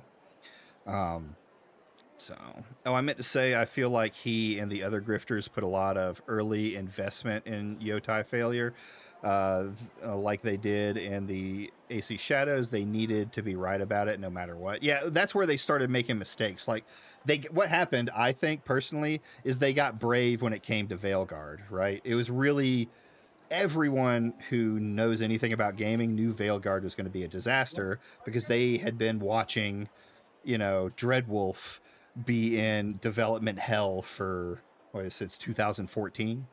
But there was enough woke, you could say, in it. Like the game very much. There were scenes that preached to you, and so that it was like an easy win. So the next thing they're like, all right, we need to find the next game, and we can get another easy win. We just need to prep our audience for the next failure.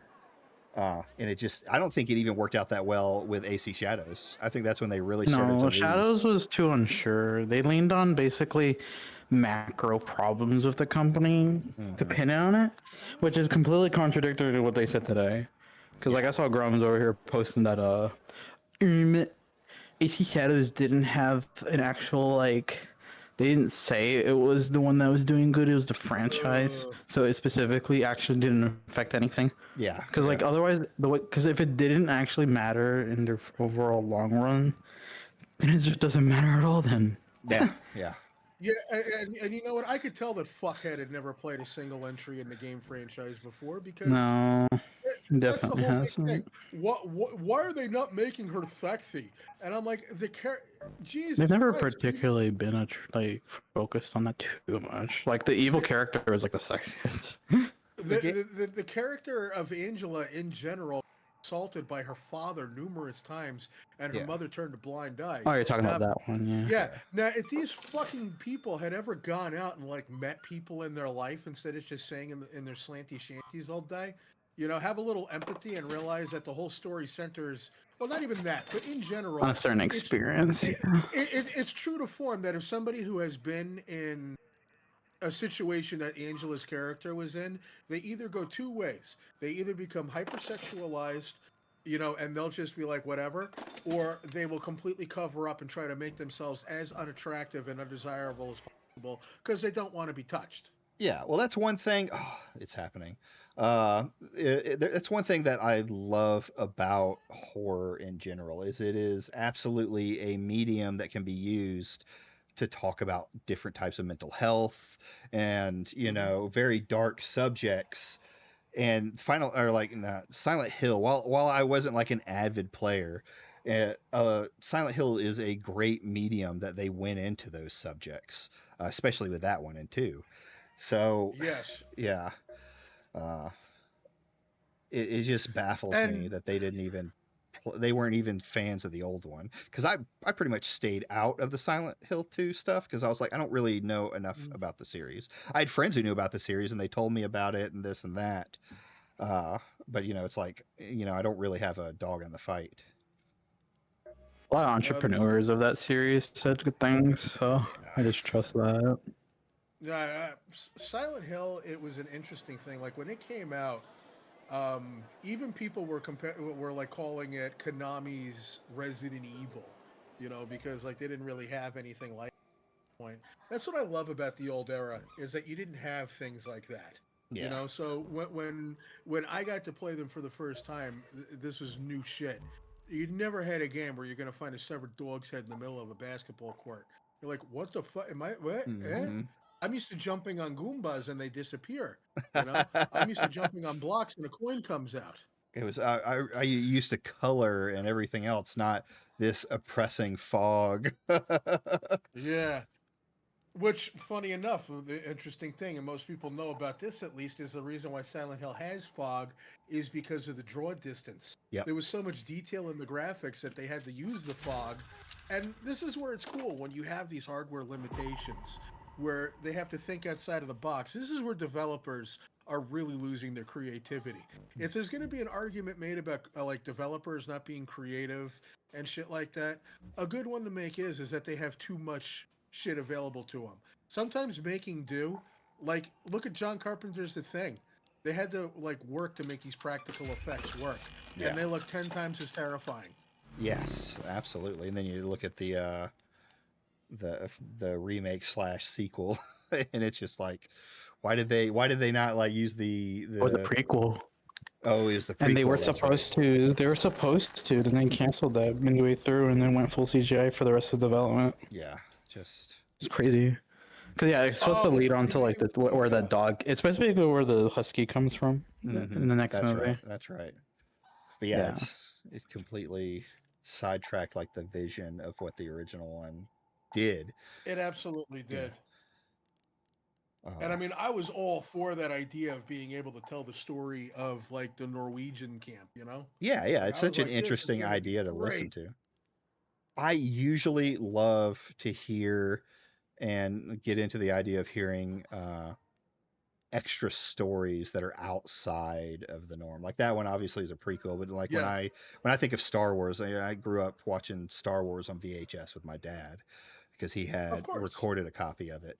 And going through like with me, my daughter and me, my middle child and me watched the Clone Wars, and she fell in love with Ahsoka and the Bad Batch and things like that. And I've always wanted like people always argue like, well, this isn't I love a those. Star Wars game. And I was like, you know what I want? I want fucking zombie Star Wars, or I want them to talk about some of the darker things in the history. Like make a Star Wars horror, movie. Make obviously we have. I think there's one happening. They've talked about it. Yeah, we'll see. Oh yeah. I haven't heard anything because I keep mine. That's like my other special interest is I keep my nose in the Star Wars community a lot. Yeah. I mean, there are things that like I enjoyed and watch, and there are things that I haven't. You're still trying to talk me into watching Andor, and I just haven't watched it yet. That's a time-consuming thing more than anything. Yeah. That's just finding some time to do that together. Yeah. Well, yeah, that would have to be like a Discord thing, right? Yeah, definitely. I'll stream it for sure. Yeah. Cause I got Disney Plus. Disney Plus. For I have kids. You have to have Disney Plus with kids.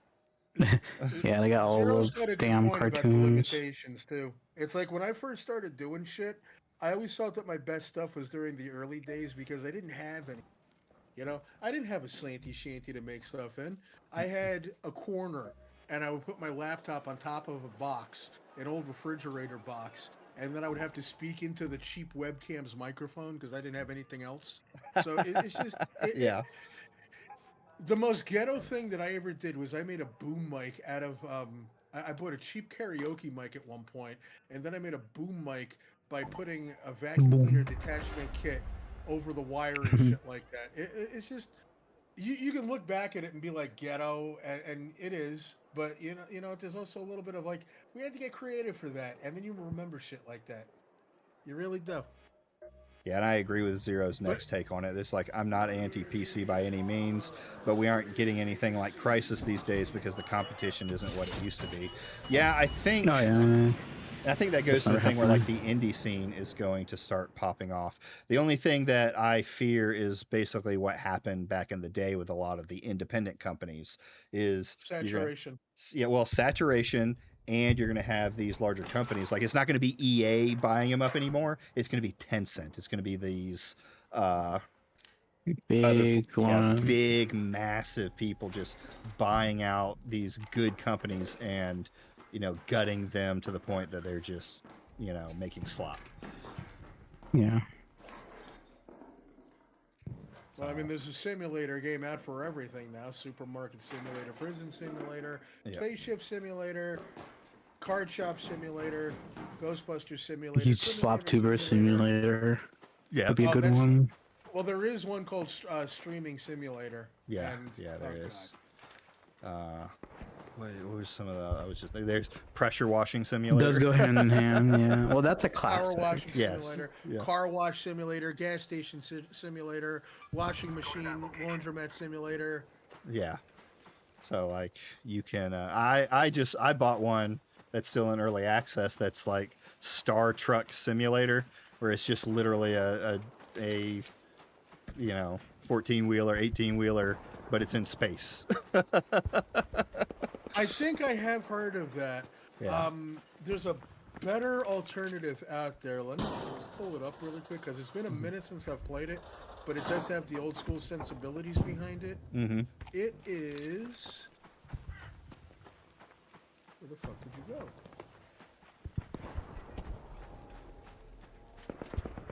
Ah, 3030 Death War, A Space Odyssey.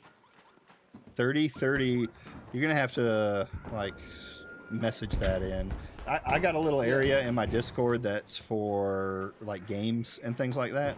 Put it in there and I'll take a look at it.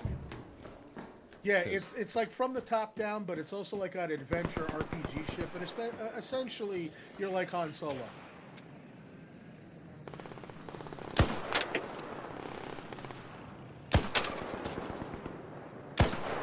Just a ridiculous amount of shit to use. I think it came out in like 2017 or 2018. Ain't no way. Thank you. Okay, down.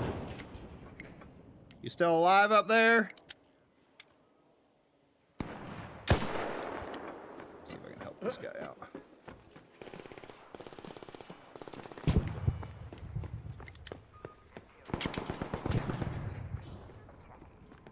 Can't get up there to him. You alright up there? The sad thing is that... Sorry. I'm good. Alright, brother. Yeah, I'm good. Yeah, I'm good. What's going on? Yeah, I'm just trying to kill some Arc Raiders as per my objective. Yeah, gotcha. Not Raiders, Arcs. Yeah. Arc Raiders, you say? No. No. Alright, brother, have fun.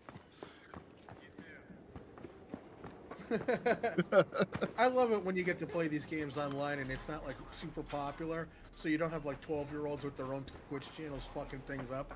Well, this is actually, it's sitting at like 480,000 concurrent players on Steam. It has been rocking it in the scene. I love it. So yeah, but there's this whole community that's built up around it where you have people who fight and raid bandits and things like that, but a lot of times on solo you just run into really people who are just trying to go through their day. And I appreciate that. Yeah. And just to be a bitch for a second, you'd think that for people who want to save gaming and love gaming so much, they'd be singing this thing's praises. Yeah, that they haven't. In fact, Endymion said that it's woke because it's got body type in it.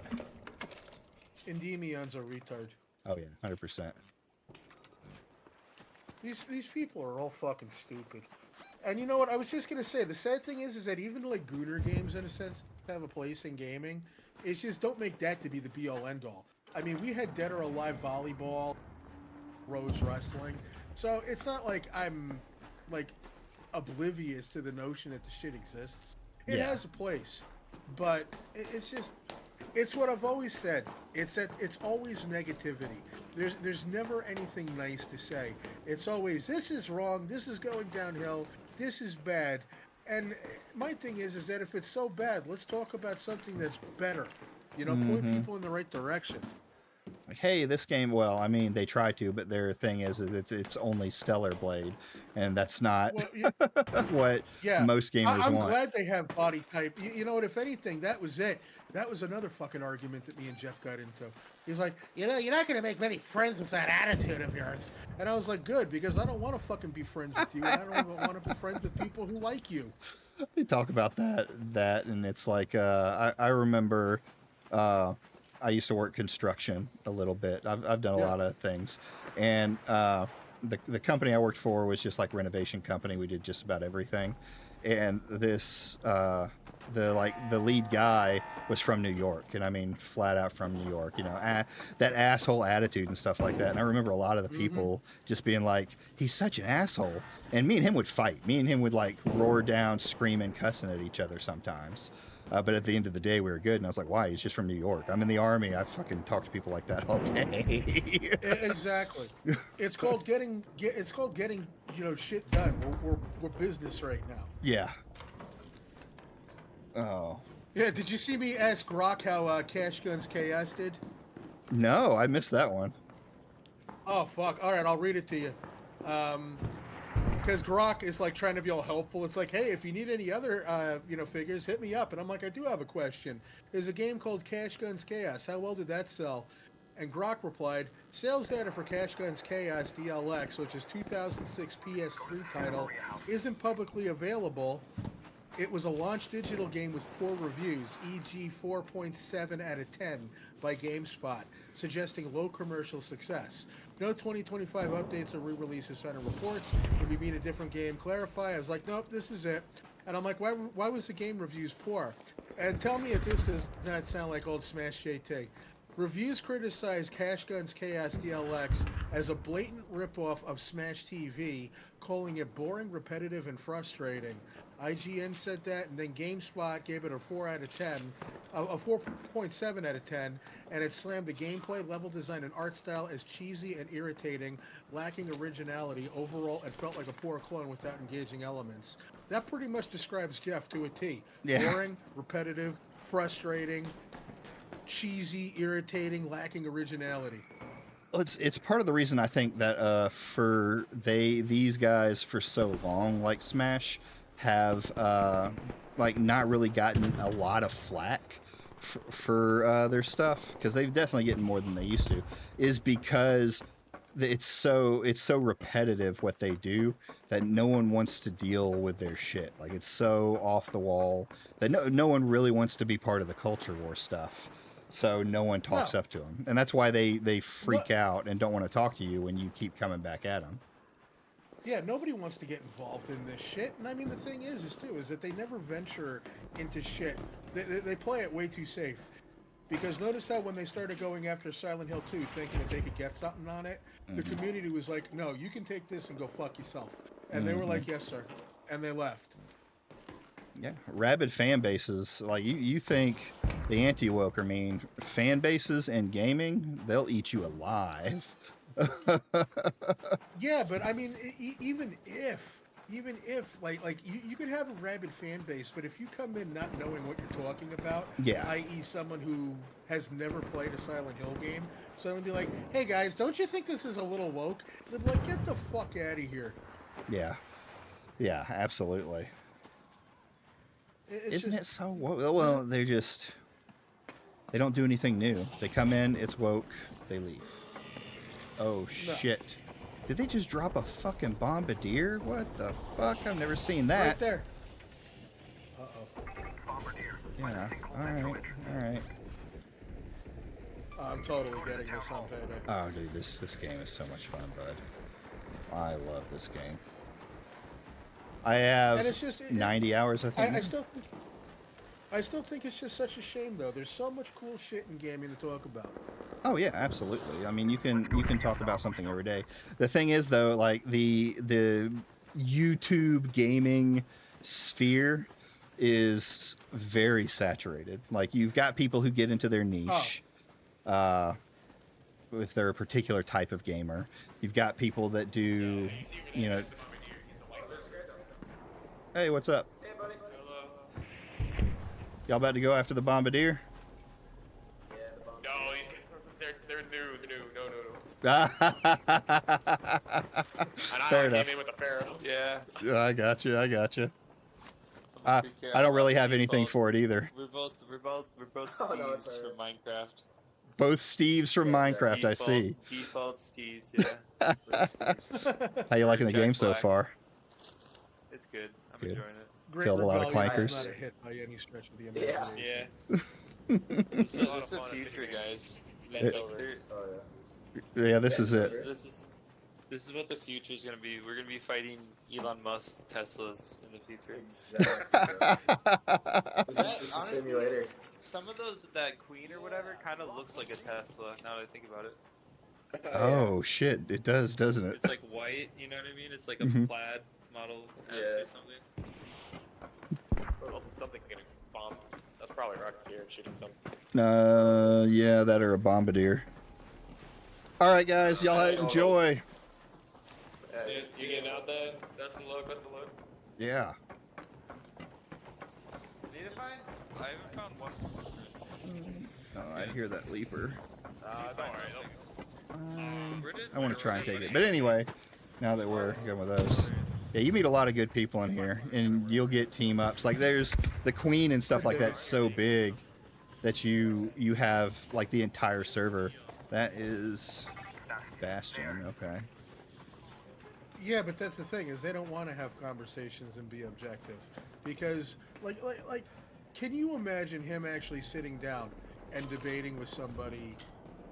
Not just him, but most of anybody sitting down and debating somebody on what woke is. Oh God, like, well, that's why they won't like debate those particular subjects. Or when like Mark Fox They don't says. debate, You when you ask him what woke is, he goes, "What do you mean you don't know what it is?" Well, no, we're trying to establish a baseline of what woke is to you. I can establish a baseline right now of what the whole fucking thing is. It's a bunch of people who wanted to go viral on YouTube, they didn't make it, and this is all they've got. Fair. Instead of talking about the video games that they love, they're so bitter because they think that they're owed something, that they're owed to go viral and have like 1 million fucking plus subscribers. Yeah. That no, it's not me. It's not that I'm unoriginal. It's not that I'm not charismatic. It's not that I'm not creative or that I don't have anything interesting to say. Yeah. It's them. They're Yeah, the yeah. problem. Everyone else. Well, some of these guys had decent channels at some point, right? And now it's just absolutely. Like now that they were like, I guess they were falling off. I don't know what was the reason. They just went like full anti-woke. Well, you run out of shit to talk about, and the thing that made you pop is no longer a hot button topic. And I mean, the thing is like everybody comes into YouTube with like a different objection. And I mean, people love to point out my sub count and my view count or whatever. At least mine's natural. But the other thing too is why I started doing YouTube is way different than why other people started YouTube. Yeah. Some people started because they really wanted to make a career at it. Some people started because they really think that they're that special and that they're that unique that they could draw people in with their words and their humor and their creativity. And knock it off. Stupid dogs. When they start fucking around by the desk, I'm like, I'm gonna get the hammer. Yeah. That's why mine's out in the garage. It's like, like the reason why I started doing this shit was to de-stress. It's like my sanity project. So it's like my my idea of success is different than their idea of success. Yeah, My yeah. success is just that, hey, I went and I did something and I killed my anxiety for it. If it's popular, it's popular. I don't give a shit. Ooh, that's Yeah, it's the algorithm or girl gamers, and how come they get 200,000 views by showing their tiff?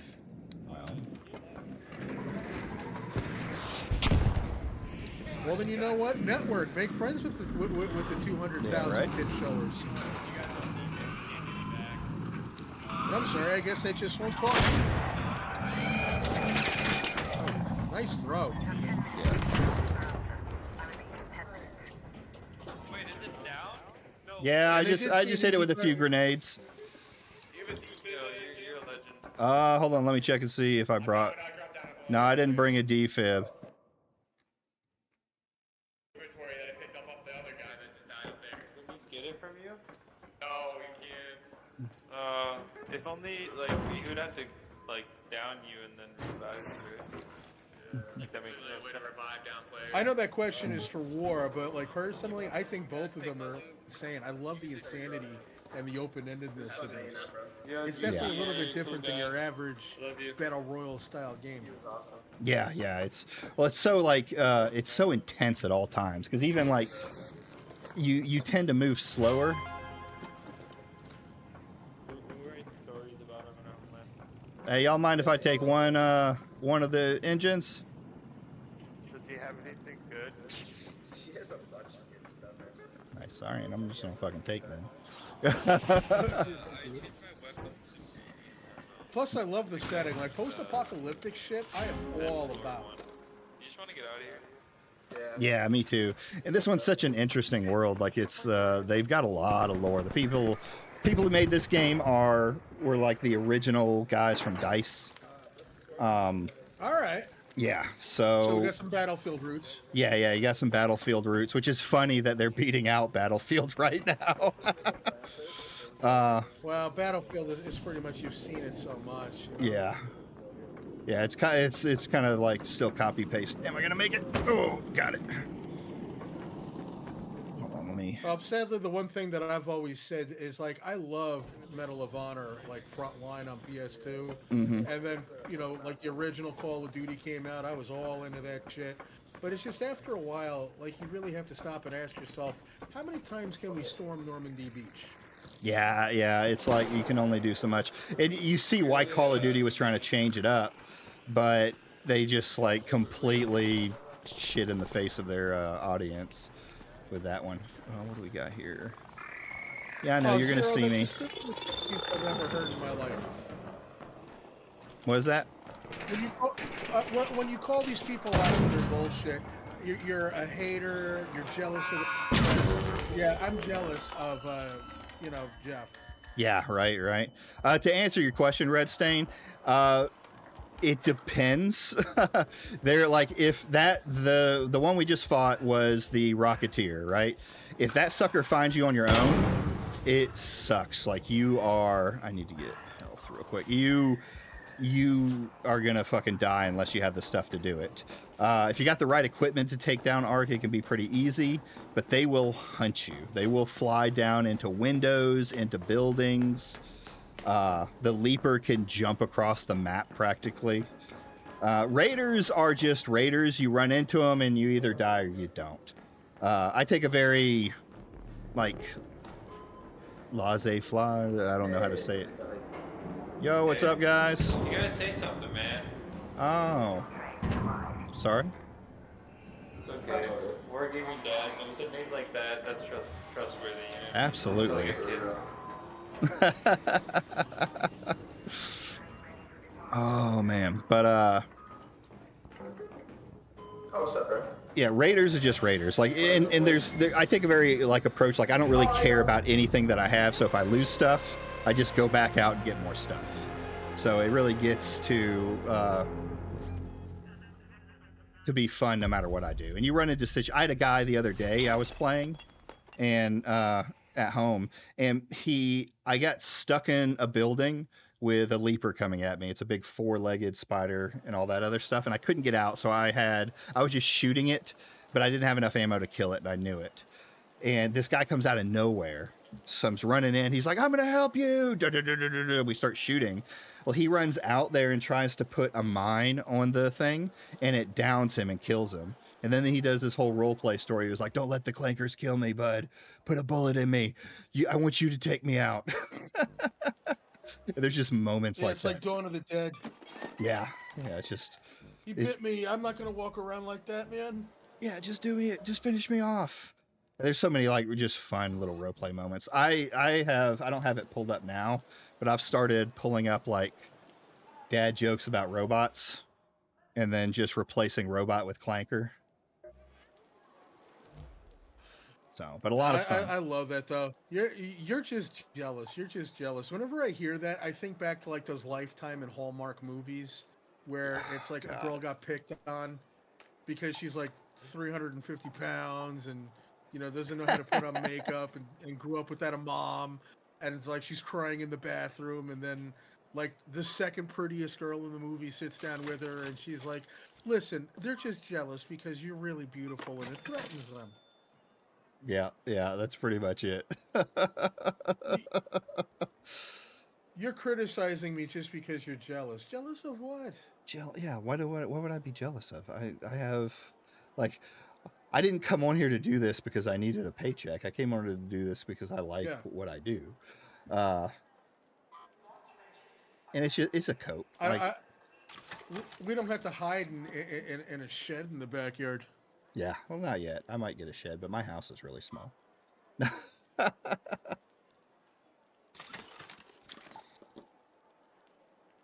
Like, I can sit down and record whenever I want. I don't have to I'm out. True. Like, I mean, I've got my hobby. I come in here and I record. I could probably do better about cutting up my VODs, but I enjoy coming in here. In fact, I've pretty much hit the goal I originally wanted to meet with this, like, idea, is actually having people to talk to. I was sitting there at first with nobody, just playing through games or doing whatever, and now I've got people in. That's exactly how it starts out. Mm-hmm. For the longest time, I was just sitting there talking to myself, which is what I would normally do anyways. But it's just like, after a while, somebody will show up and be like, "Hey, I like this game too," and then you start talking about that, and then it just goes from there. It's just like, that's the beauty of it. And I mean, like, that's the thing that that's the part where I'm like, maybe I've hit my success. Is that there's people who show up that actually listen to some of the shit, the shit that I say. Yeah, I agree. And that's all I could ever ask for. And the cool thing is that it's a totally independent operation. I don't have to sit there and make 5,000 videos about Ghost of Yotai. I don't have to sit there and chase trends. And I don't have to sit there and make up bullshit stories, Yeah. I'm sorry. I don't have to spend all day chasing emails from insiders.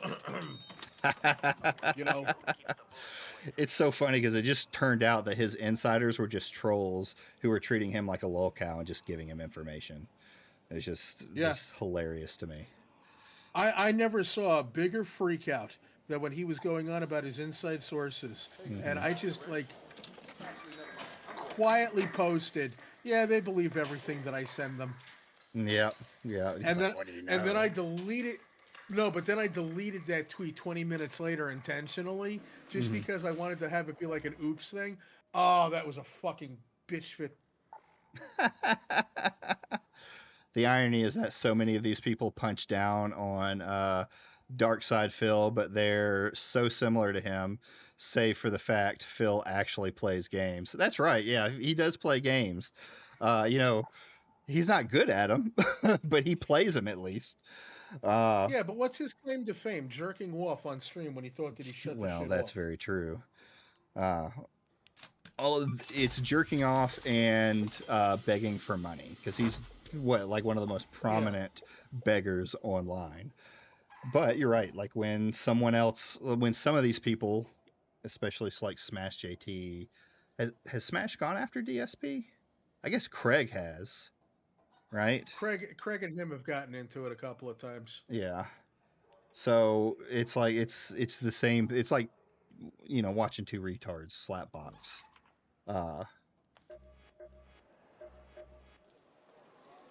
Man, but In a Wendy's that parking sucks lot. because Sorry.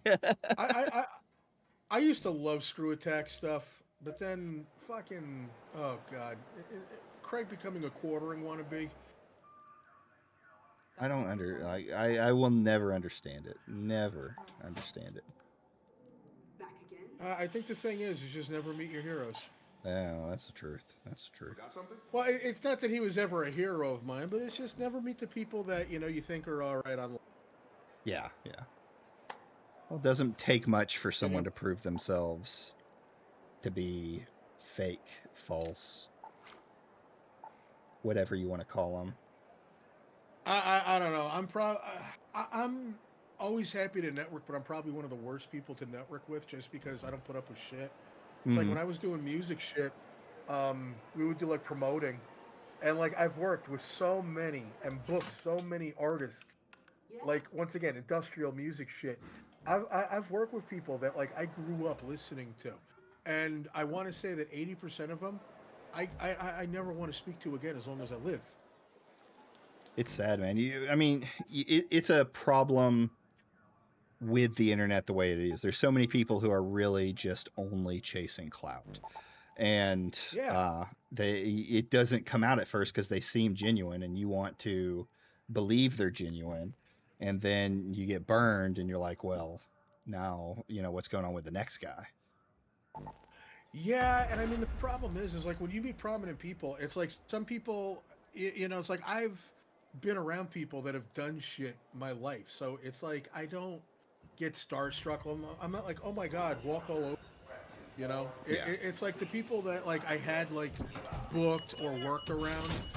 I'm not going to list the name of the band. They are kind of prominent, but I'm also not going to like be disparaging because just they can get themselves in trouble without me saying anything. Mm-hmm. But there was like a time when it was like the opening act was done. It was time for them to go on. They're fucking around out in the alleyway, and I'm like, hey, the audience is waiting, and like the front man Andy was like, yeah, you know what? You can tell the audience to go fuck themselves. And I'm like, okay. I went out on the stage and I was like, hey, just letting you know, they're late right now, and he wants you all to go fuck themselves. Yeah. I remember like I've never met a bunch of prominent people, but I tend to not be very starstruck by anybody. But I remember going to I forget which concert it was. It was Disturbed, and I was excited to hear one of their starter bands. Handsome Tom. I'm sorry, Handsome No, you're Tom. good. He got fucked. Handsome Tom got fucked. Did he? I don't even know who Handsome Tom is. He was part of Screw Attack. I gotcha. But I remember the band that I wanted to hear. They were new. They had a great, single out, ready for the anthem. They got on stage and they were just belligerently drunk, and they messed up their own song. And I was like, well, okay, I guess I don't want to talk about them. No, that shit happens so much where they fuck up their own lyrics. That's great. Yeah. But it's like, later on he pulled me aside. He's like, how fucking unprofessional are you? I'm like, you told me to go out and tell them to go fuck themselves. I just did what you told me to do. Yeah. And that's always been my attitude. There was another guy who didn't want to go on stage. He tried to hold us up for coke. And I'm like, okay, so are you going to go on stage and say that you're not performing? Or do you want me to go out on stage and say that you're not performing because you want, an 8-ball? Mm-hmm. And he's like, you fucking do that and I'll sue you. And I'm like, for what? I'm like, you've already broken contract because the contract says no drugs are being consumed on the premises or at any point while you're under contract with me. Like, you're not, like, I don't want no fucking drugs around my shit. So it's just like, I was ready to walk out on stage. He's not going to be on tonight, I'm sorry, but he wants cocaine and I'm not going to provide it. It's a crazy world. How you doing there, Grizzle? You falling asleep yet? Oh, I'm listening. Oh. I think it's going to be an interesting year this next year for a lot of these It's guys. It's going to be a very interesting year. A lot of their work is going to dry up like fucking Sahara, and then they're going to have to try to get creative again. And I mean, I'm the so problem glad I with never that got- though is they've basically burned bridges. Like they've just spent a ton of time burning bridges with everyone. So, you know, what creative group are you going to get in with? Like you almost have to create something completely new and convince people that they should listen to you now, that you're not that anti-woke guy calling everything gay. Ember, obviously. Yeah, Ember is going to be the hit. Well, all right. So everyone always talks about like, why can't I go up? Go up. Thank you. Like Grums. Like I knew Grums from the olden days, like the Firefall days, because I remember reading the article and gamers and the Gamergate style people making fun of him for it. I didn't know it was like I didn't remember the name Mark Kern in any shape or form, but I do remember the Firefall bus, and I remember hearing Grums. And I was like, "Who's this guy?" Yeah, a joke. And then Completely derailed it. whoa, Baby hey dick bud, energy hey right bud, there. hey Twice bud, play it cool, play it cool. Craig isn't one. He majored in broadcasting, and Tom wanted to do. Yep, Yeah. pretty much did. And I mean, hey, Screw Attack did launch a lot of careers, but you know what? Those careers also launched themselves. Yeah, yeah. I mean, I'm not gonna, say that Screw Attack did absolutely nothing, Mm-hmm. but Well, you know, you give them a platform, sure. I can agree with giving them a platform, but those people wouldn't have made it if they weren't entertaining, right? yeah, like AVGN was gonna be a thing no matter what. Mm-hmm. And And if it wasn't gonna happen, and Okay. Screw Attack, not for nothing, that is a pretty cool name for a company. oh yeah, absolutely. Well, there's a part of me that thinks like some of these guys did have a message, an idea, something that they were passionate about, and then just along the way, something changed and it became about money. Oh, look, Dead Raider. See, what I can't understand is like people are. He was already dead. We grew up, we're like the "fuck you, I won't do what you told me" generation, Mm-hmm. and now all of a sudden it's like we're ultra conservative. But you know what? It's kind of like I was just watching the original Dawn of the Dead last, and like when you see like some of the hippies and long bottoms, fucking like telling the man to go fuck himself in the TV station. I'm like, these guys were probably anti-authority too at some point, and then it's just they grew up, and now these are these conservatives who hate everything and they're mad at everything. Yeah, yeah. Well, they're not even. The problem is they're not anti-establishment. They are sometimes when it's convenient, but then when you've got someone like, for instance, Grums, we always bring him up, who is part of the problem and the establishment. He's a major part of the problem. Yeah. See, the problem with Grums is at the end of the day, Grums wanted to be like Itagaki. But the problem is that Itagaki actually made a fucking major contribution to gaming, and Grums never did. Because Itagaki was a very, very controversial director. Mhm. But once again, he at least produced.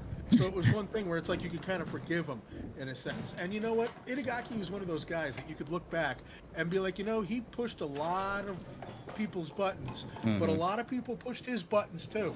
So it's kind of like, the industry fucked with him, so he fucked with the industry. Grums has just always had a complex where he needed to be like He's an egomaniac, that's for sure. omnipotent. He needs to be omnipotent. You can't see my greatness, and that's a lot of the problems. It's you guys are just jealous because you don't recognize my greatness. Yeah. Like, what is your greatness? Like, what have you created?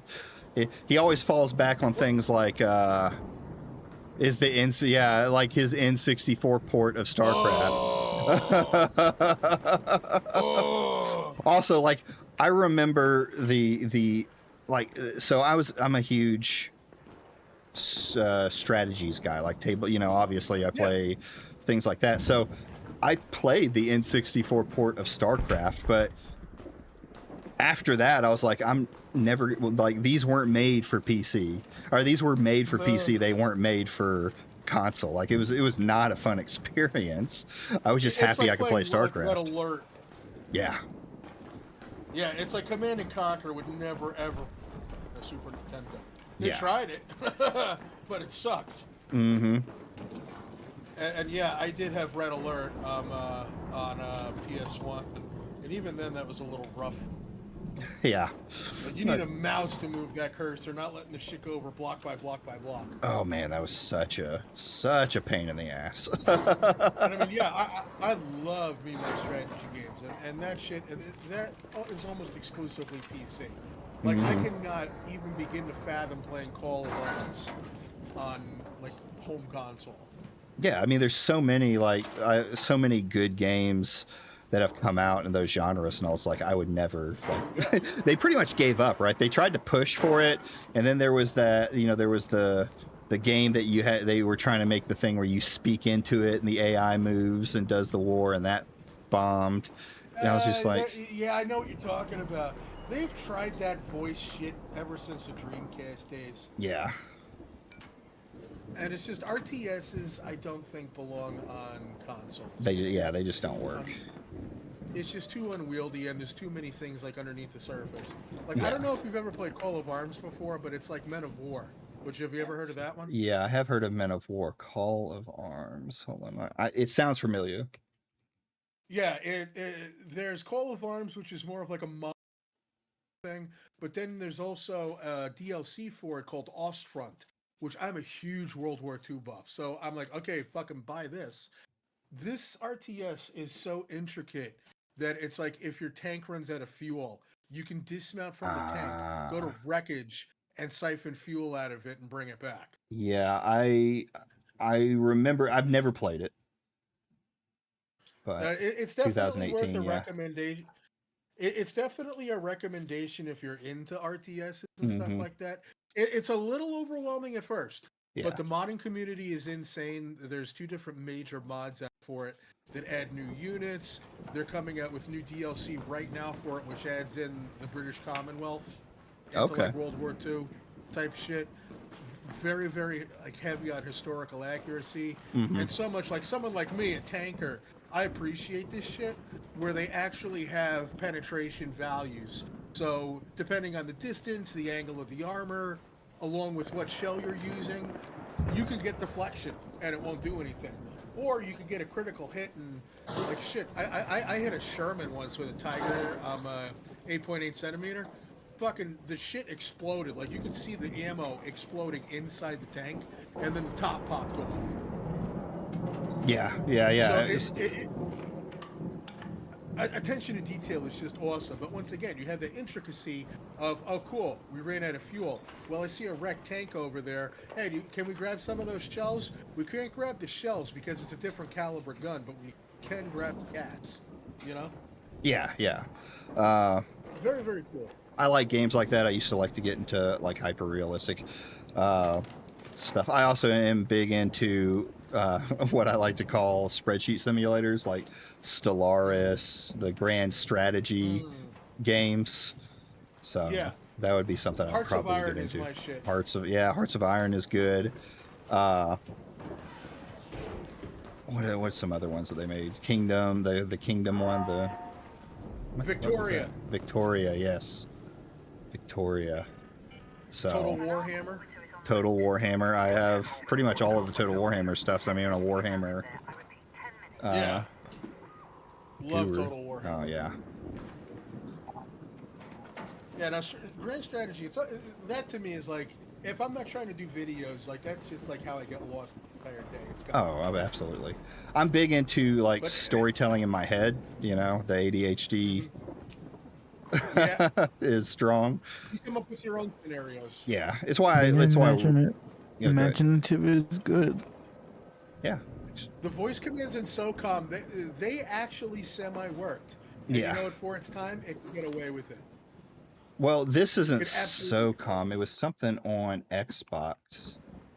I forget what it was called. I think I still have it in my library. No, it was on. I don't have it in my library, but God, I forget what it was called. But it was a because SOCOM was third person, right? And you could call the commands and things like that for the people. That one was worked fairly well. This one was trying to be it was an RTS trying to do that, and it just did not respond very well. I think I know what you're talking. Yeah, I know what you're talking about. Where Alpha 1, 2, enhance. Yeah, I know. Yeah. It wasn't anything. Yeah. You know, now I gotta ask. Did you ever have Steel Battalion? I never did play Steel Battalion. Oh, you're missing out. It's one of those ones that was like always on my list, or is always on my list. It might be on my wish list. You got to now. get the controller for it, Yeah. though. Do you? Oh, it's an absolute necessity. I got Steel Battalion on discount when I was working at Game Crazy back in the day. But the cool thing about it was it was full on control panel, and it was so cool because you had the pedals, you had the left and right joystick, and if you were about to get fucking blown up, oh shit.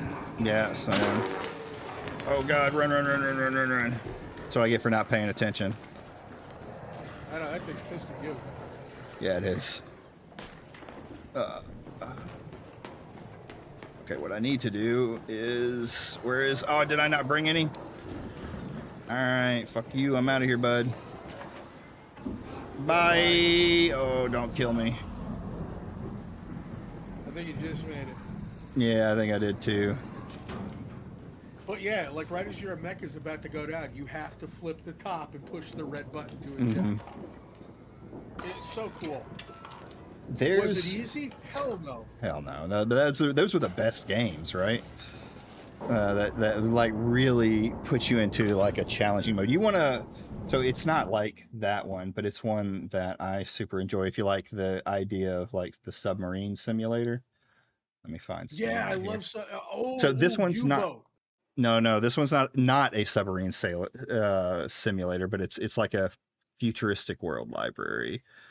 Kind of desert world. Let me find the name of it.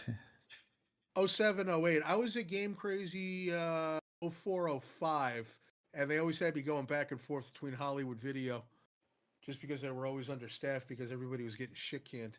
But no, Game Crazy, I love that shit. That was fun. Those were fun days. Where is this motherfucker? Yeah, I mean, I used to love the old rental days.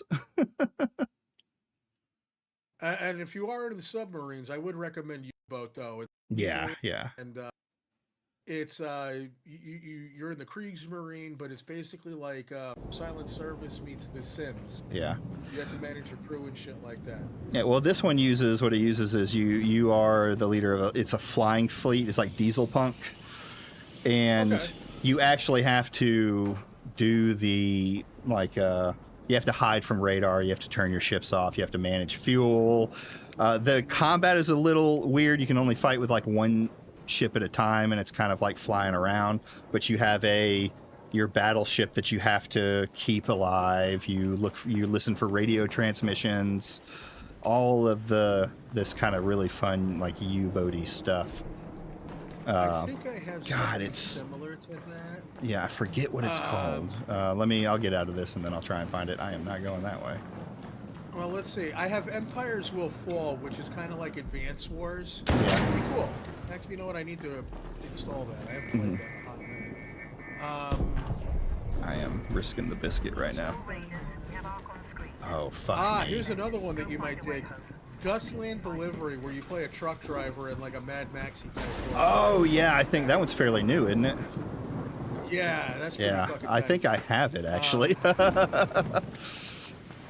That's a cool one, but the flying thing, which is I think I'm coming across. Yeah, it's like like you're going into another country. Your father gets killed, kind of thing. You're the prince, and you're in like basically their version of Afghanistan. But you only have your small little fleet to survive. You have to buy ships. You can, if you're really good, you can build your own. But it's a really intricate mechanic of fuel and doing oh shit, fuck me. I gotta find what the hell I actually need that, but I don't know if I can actually get to where I need to go to get out of here. This is gonna be fucked. High Fleet. High Fleet, yes, that's it. Yep. Yeah, I've got High Fleet. That's a pretty badass one. Oh, Jesus You see, Christ. and they're talking about... It just goes to show how they're talking about how gaming is dead. And it's like you have so many awesome things that no one's ever heard of. Yeah, I mean, you turn around. High Fleet is shit. Yeah, I loved playing that game. Yeah, that was a lot like Homeworld. Yes, very much like Homeworld. But it's so like immersive, flipping the switches and like I tell people all the time that the indie scene. That's like that mech game that I was telling you about. Yeah. Yeah, that's what made me think of it was you're telling me about the mech game, and I was like, man, this feels like I almost with that game I almost wish there was another version that came out that was like had an actual control panel, maybe a little bit more sandboxy. Ugh, I am. No, I love that shit when you have like all these weird dials and you're just like, what does this do? Yeah, how do I do this? What do I do here? Oh God. I don't know if I'm gonna make it back. There's another game out there called Metal Bringer, which it kind of, like the graphics remind me of Metal Man Battle Network, but it's like roguelike, but you go around like getting mech parts and shit. Oh, nice. I like roguelites. If you like ones that are like brutal, like Caves of Cud is a really, really good one. I've heard of Caves of Cud. I was hooked on Death Must Die for the longest time. Death Must Die, yeah. Had some nice Diablo-style graphics going for it. What else do I like? I mean, I like other things. Like I was never into the ASCII version of Dwarven Simulator. I just couldn't get into it. But the new one, when they came out and made it so where it's more visuals, their own visuals versus like a mod, I get into that one. There's nothing like watching. I mean, like I'm an old school XCOM kid, so it's like when you do XCOM. Yeah, you're just give me those. I was there for about an hour and a half, and he only talked about I know he doesn't have anything to talk about. I checked out Smash's stream as soon as he talked about so far. That one tweet, he's only talked about that one tweet. Jesus Christ. He needs to get the fuck over himself, like seriously. What a fucking crime. Yeah. I mean, that's the thing. Is that for these people who are real men, I can't believe more people haven't just looked at this guy and been like, you are such a fucking crybaby. Yeah, it's weird. It's just so weird. I don't really. Like, how do you have people that listen to you? And it's because they're people like, I'm a real man, but yeah, sure. Yeah, right. Ooh, another one that I could recommend to you, Wolf Strike. Wolf Strike. Okay. Stride, S-T-R-I-D-E, Oh, like Stride. Strider, but only Stride. It's got nice hand-drawn graphics, and it's got like a nice anime-style thing going for it, which in a sense kind of reminds me of Cowboy Bebop in a sense. Okay. But it's like mech battles using cards. Interesting. Oh, it's really, really good. Now, if you're into XCOM-y type games, obviously there's XCOM 2, which I feel was excellent, but there's also a game called Xenonauts 2, which is very old school XCOM style. That one's on. Ass. Oh yeah. Well, like the original XCOM was, right? Yeah, that one's on my wish list. Oh, what a good haul. That's another recommend. I'm kind of amazed we don't have more Vietnam era TS games. That is a strange like area where the thing is like World War II is so popular, right? There's the dad joke of like once you hit Yeah. 30, you have to decide whether you're going to smoke meat or you're going to get really into World War II. I really got in the world. Well, my thing with World War II was I got into it because my Oma had a brother who died in the Eastern Front, and it's like nobody knew where he died. I'm a detective type of person, Mhm. you know. I'm not like that type of detective, though. If you know what I mean. Mm-hmm. But Get fucking therapy. Oh, I'm a licensed therapist. Blah, blah, blah, blah, blah, blah, blah. And the woke mob, we were sitting down and we were telling each other, I was listening to this guy's video, and blah, blah, blah, blah, blah, blah, blah, blah, blah. Okay. Yeah, but he's not a Sure. licensed therapist, right? I hope not. No, he's not. Someone said it may have been Extra Zero. Said that his license had expired, and I don't know about that. No, it's someone online said his license had just expired. But he even on his website he puts that he's the ring below it, like you're not licensed yet, so you can't do it alone. You can't do therapy alone. What? You have to be under a licensed professional. It's like an AMPT or something like that. So it's like an understudy. Yeah, Or he's an apprentice.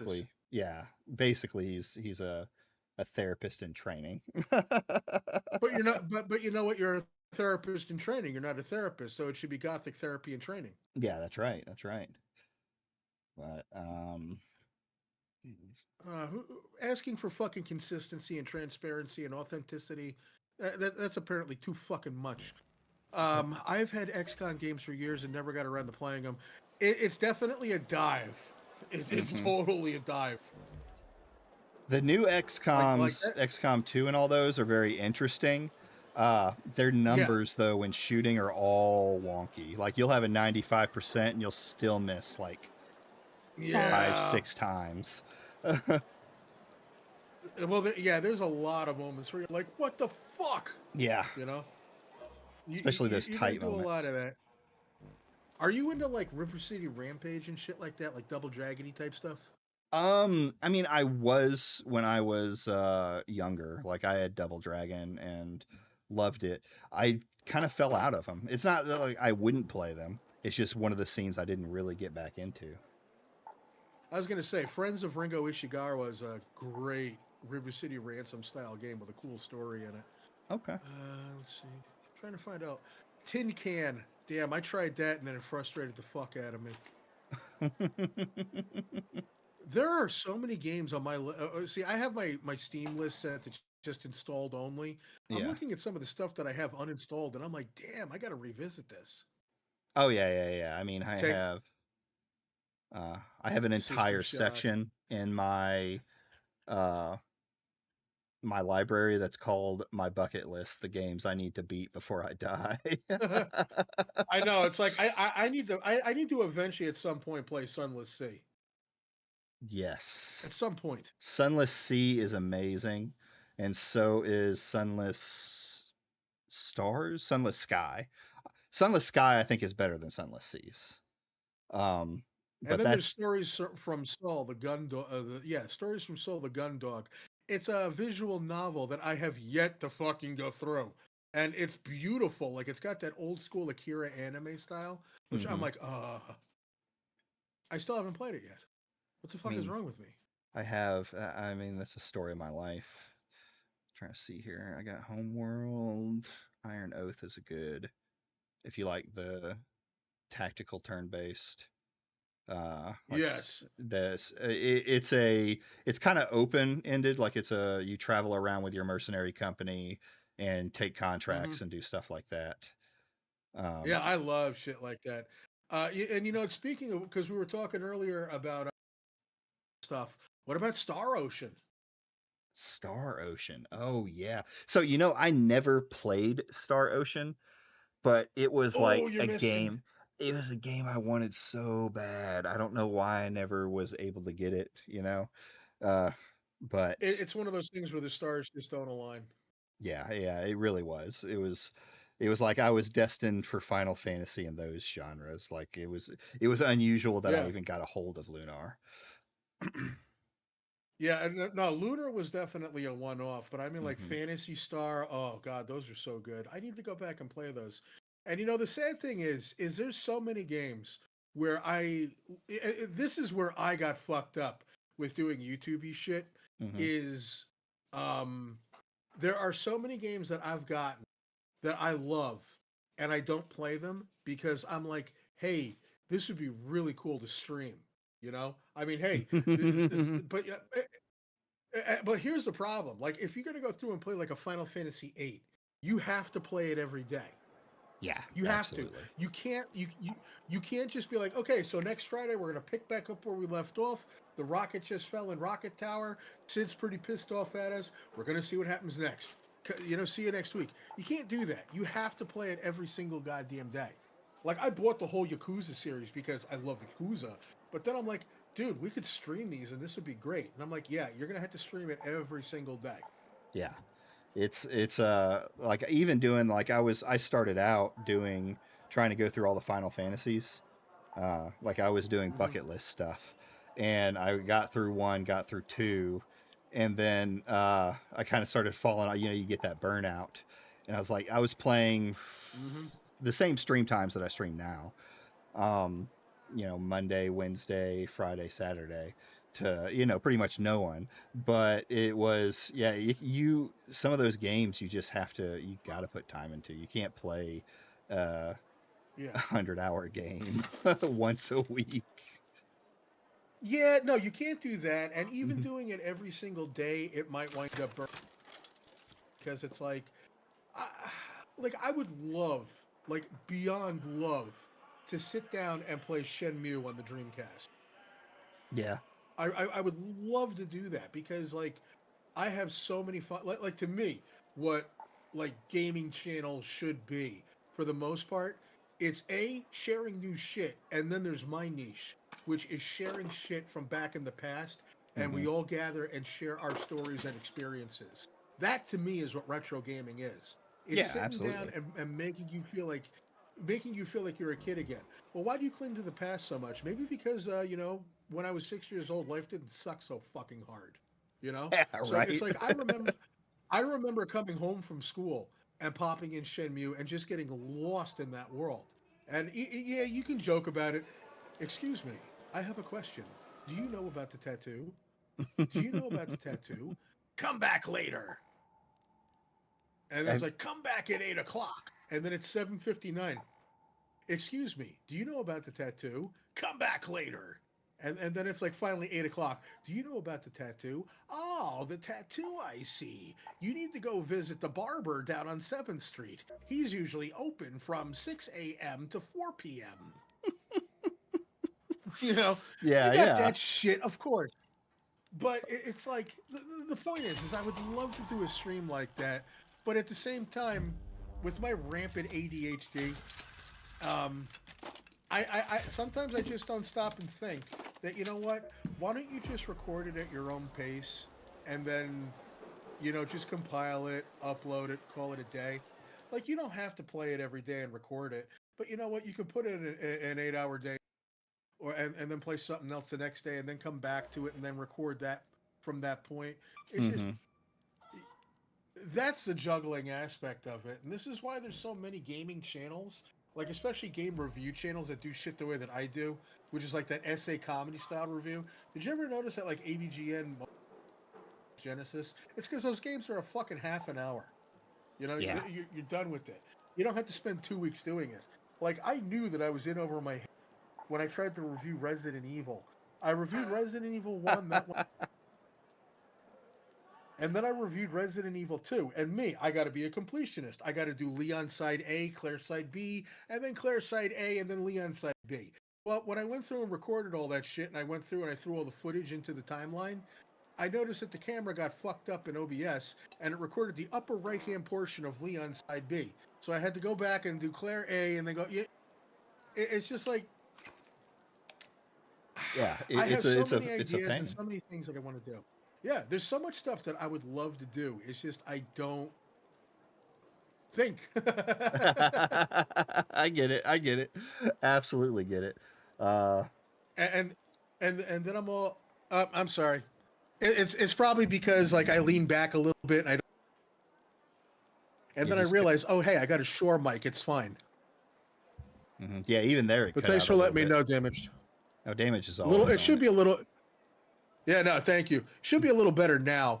But no, it's just like, nah, let's sit down and fucking do a stream of, Star Ocean. And then it's like 47 hours in. I'm like, I'm tired of this. Mm-hmm. I don't know. I've done a lot of restructuring on the channel. I've gotten rid of so much shit. And people are like, hey, where's this stream? Where's that stream? I'm like, I fucking got rid of it, okay? You know? I've got an MV7 as well. I love it. Best purchases I ever made in my life. Nice. I am sitting with a Blue. A Yeti Blue. Yeah. Yeah, I went from a Yeti Blue to a Shure, and I never looked back since. But that's not saying that the Blue is bad or anything. The Blue is a solid entry-level thing. Yeah, that's kind of why I ended up picking it. Is like there were so many people and reviews on like it's not perfect, of course, but it's like a great, well-priced starter mic that I could start just screaming in.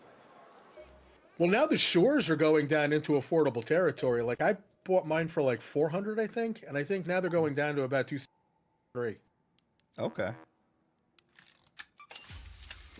I have a Blue Yeti as well. The Blue actually can sound better, but picks up way too much background noise. Yeah, and that's my problem too. So I am literally in a garage, sitting right next to my garage door, and I've slapped a couple of foam things on it, but I know I've probably got reverb coming in, and I'm not great with sound. Honestly, it's not too bad. Nice. I'm glad. So. I always think I hate listening to my own voice. That's why I have trouble. Yeah, I have to listen to my own. That's why I have to listen to mine constantly when I'm going through shit, and it's like, I go back so much because there's that perfectionist thing, where it's like I look at old videos when I was using old tech, and I'm like, I could remake this and make it better, and then I get caught up in it, and then I'm like, you know? Yeah, I get it. So. Hence, right now, why what I'm doing is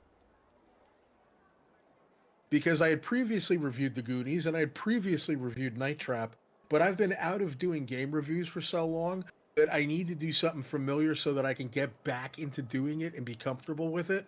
Just because, like, there was a point when I was on fire. I was doing a video a week, and then, like, by the end of the month, you'd get, like, a fully scripted and produced review. But it sounded like shit. It looked like shit. I had nowhere to do any of my stuff. And then it's like, I started producing stuff again, and I'm like, this doesn't feel right. It doesn't feel like it's got the same attitude, because I like the very cynical thing going on, because that's just me. But then I'm like, this isn't right. This isn't right. You know, this isn't right. And then I finally realized, I think what's wrong is that I'm sitting in a secret labs chair, and it just doesn't feel intimate. It doesn't feel homegrown and natural like they used to. And I was looking at old videos, and I'm like, God, terrible. And I'm like, well, I was having fun doing it. What's the difference? And then it's like, well, you were sitting on a couch, and appearances are everything.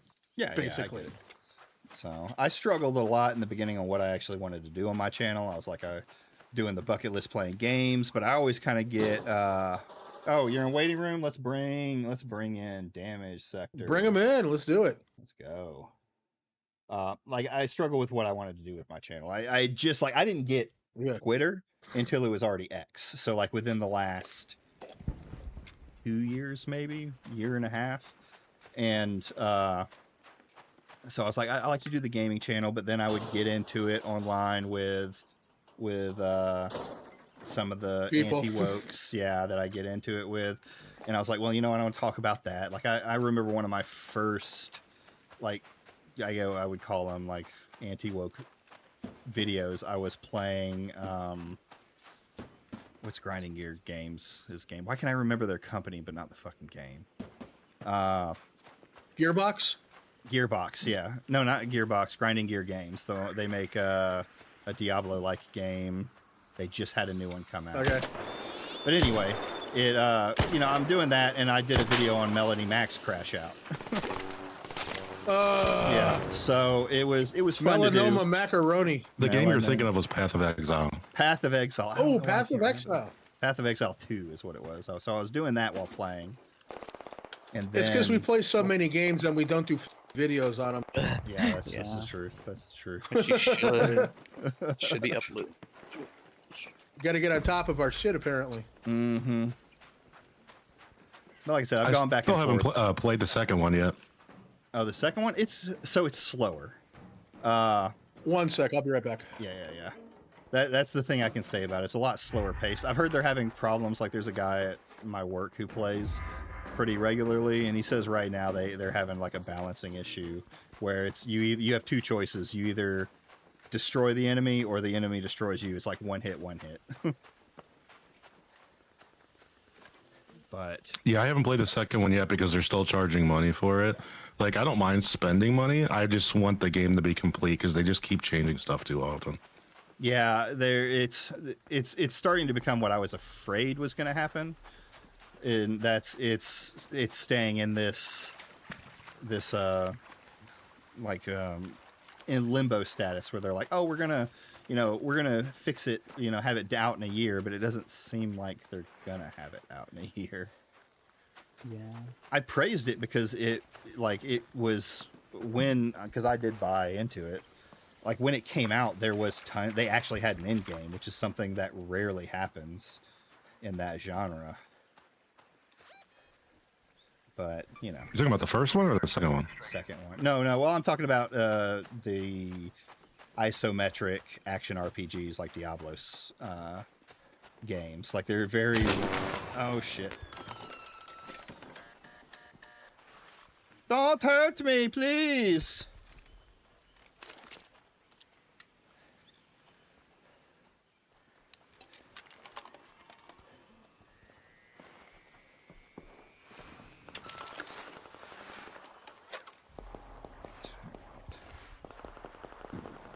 Wait, he actually didn't push on me.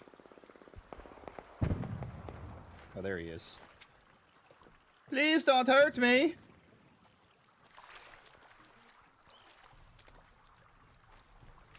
Oh, no, don't do that. I was gonna buy this game to play with you, K-Med, and McDizzle, but our furnace ended up going out, so we had to get a new one and spend thousands on that. So I'm kind of like, I can't buy new games for a while, but I have an entire library of shit I haven't played yet, so it's whatever. You're numb. Yeah, I get it. You're numb. You're angry. Yeah, going with channel direction, it's always a pain in the ass when you're first starting out. You want to do something solid, and it's just like what I had started at originally. I'll admit it, I definitely was AVGN inspired, and then there was kind of a problem where I think a lot of it was I lost in it because like I really Mike's because like I had watched him for fucking years, right? And then do you have a noise gate on? I might. Let me see. You know what? It could be a Discord setting. Because I think what's happening is that like there's a noise gate where like if you're below a certain volume, it just completely cuts you off. Yeah, you know what? This is and Discord did just because if it was your mic getting like unplugged, it would be a way bigger issue than what it's doing. Yeah. Exactly, and I don't think it's that because you've got a short too. When the shit gets unplugged, it goes to a default time.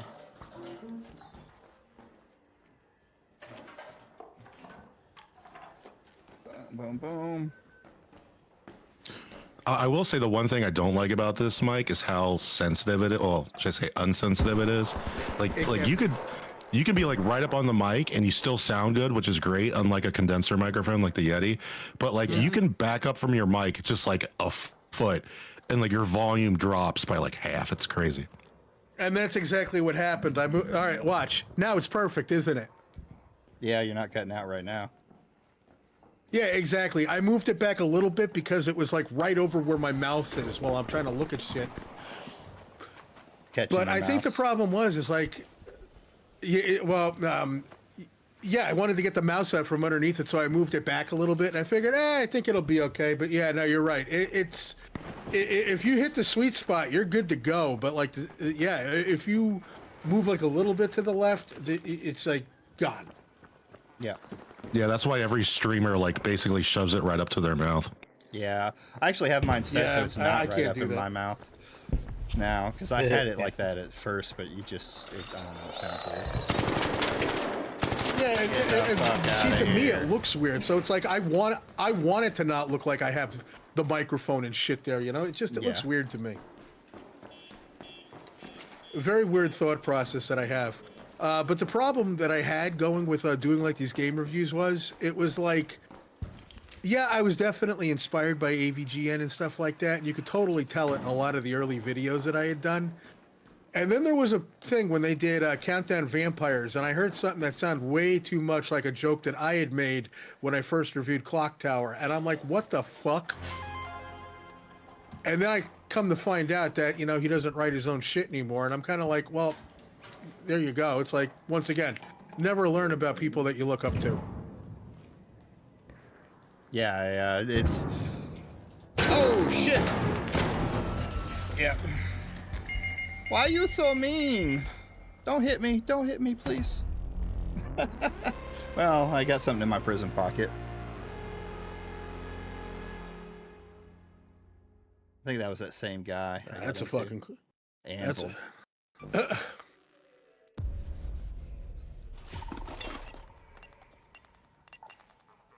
That. And that happens. This is pretty much the thing in the game. I don't pay attention. I get shot down. Jesus Christ. What's that? TTBN is on it right now. He just put up a tweet that says this doesn't even get him views, but he doesn't know what to do besides this. What? Well, this afternoon, he put up a Cope. Ghosts of your tie numbers are officially... Oh, wait, I got to do it in the voice. Cope. Ghosts of your tie numbers are officially terrible. 2.3 thousand views. And then Rigged. Ghost of your tie wins console GOTY after nomination manipulation. 3.6 thousand views. Jesus Christ. Yeah, he's not getting the numbers he used to get. Well, he never was. Unless it was talking about Alyssa. No, There's a that's reason why true. the streams are going from 700 to 200. How the fuck do you lose 500 viewers?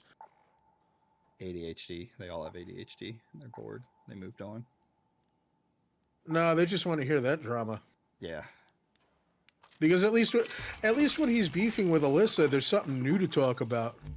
True. Speaking of which, let's see if and towards the end of the month, they should be coming up with everything. We're not going to see anything yet, like rewrites.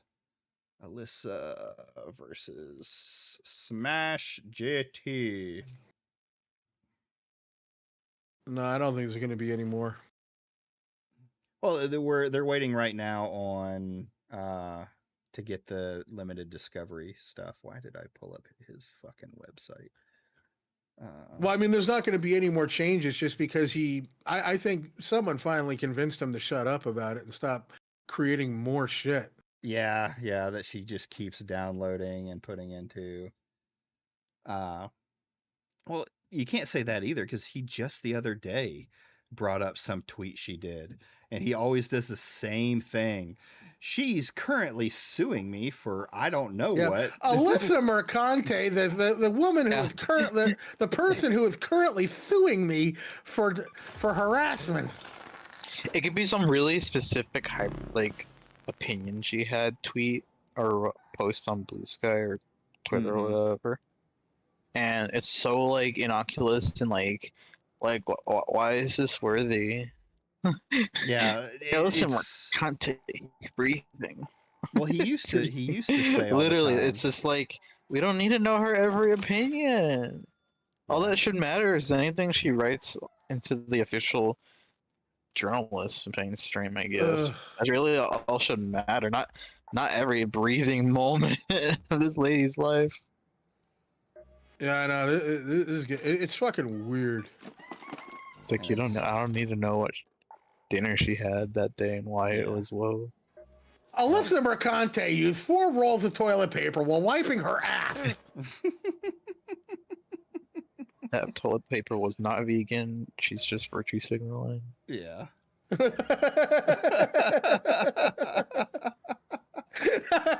Oh Jesus! What was I? She is obsessed with me.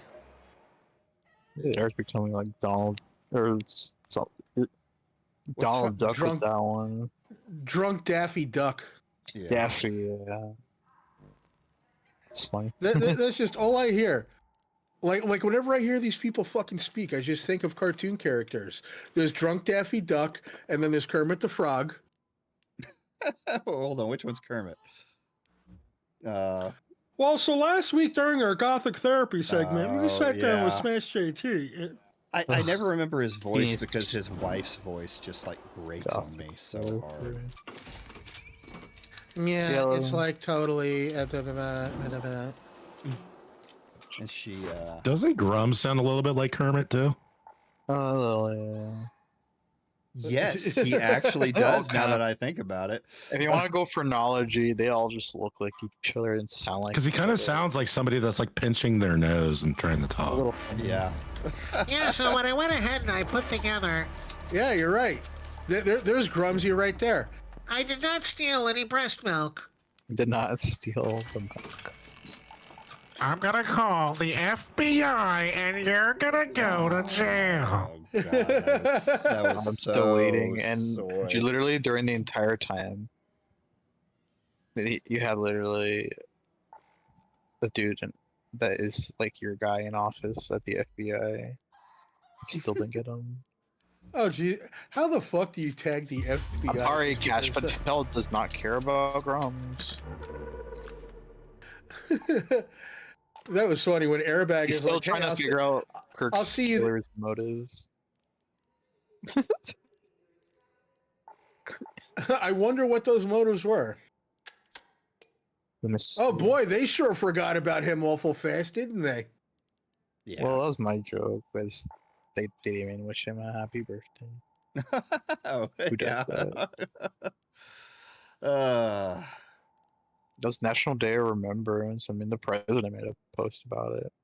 Yet somehow, not a Grumps single one of should've- them for 24 hours Grummy, said a thing. yeah. I'm surprised Grumps just didn't say a word. Like, I swear to God, he's watching all those accounts. And he just straight up went the entire day of remembrance with no words.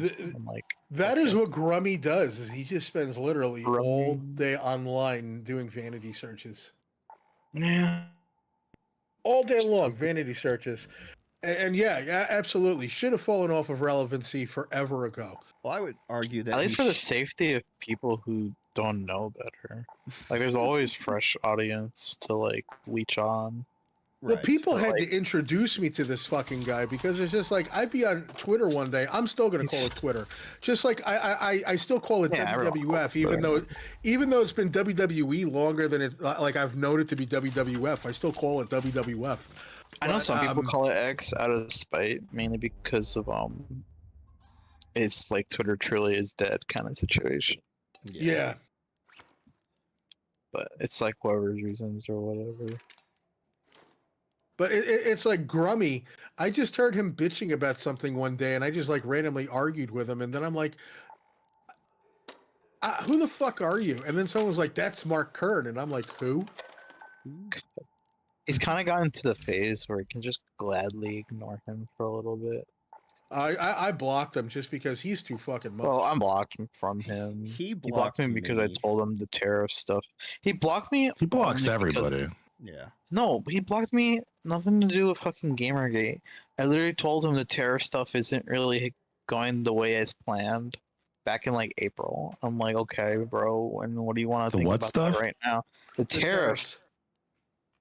Back when it was super like topical and like he was being aggressive. The president was being aggressive about it. And all you said was that the tariffs weren't going well, and he blocked you for that. oh, that's why. Yeah, he blocked. He called me an ass. Because I told him I was like, I don't think this is gonna go exactly the way they plan on it going. He's like, You think I didn't know that when I was accounting for this? You're gas and then blocks me. I'm like, why does this have? This had nothing to do with like anything I've antagonized with that man. How did I get blocked for just unrelated thing? I mean, I don't know. He usually blocks people that criticize him, or they block. Well, they criticize him because of Gamergate, or they criticize him because of his game. You could say like the smallest thing, especially if all you said was like, "Grams, where's your game?" Like you're blocked. But Tariff, that surprises me. yeah. Mine was, And I yeah, thought, right, pretty that's funny. I thought his it was identity creative. now. He wrote some long letter to a game, like a CEO. Like it was a super long post that like you need to do this and do that and this kind of stuff. And I basically repeated his letter. Like I made a parody of his letter and mentioned all of the stuff that he had done, the fireball buses and stuff like that. And then he blocked me.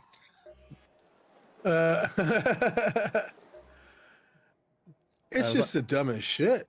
Yeah. I was like, it's okay that you haven't finished a game yet. Maybe one day you'll be a real game dev. Oh god.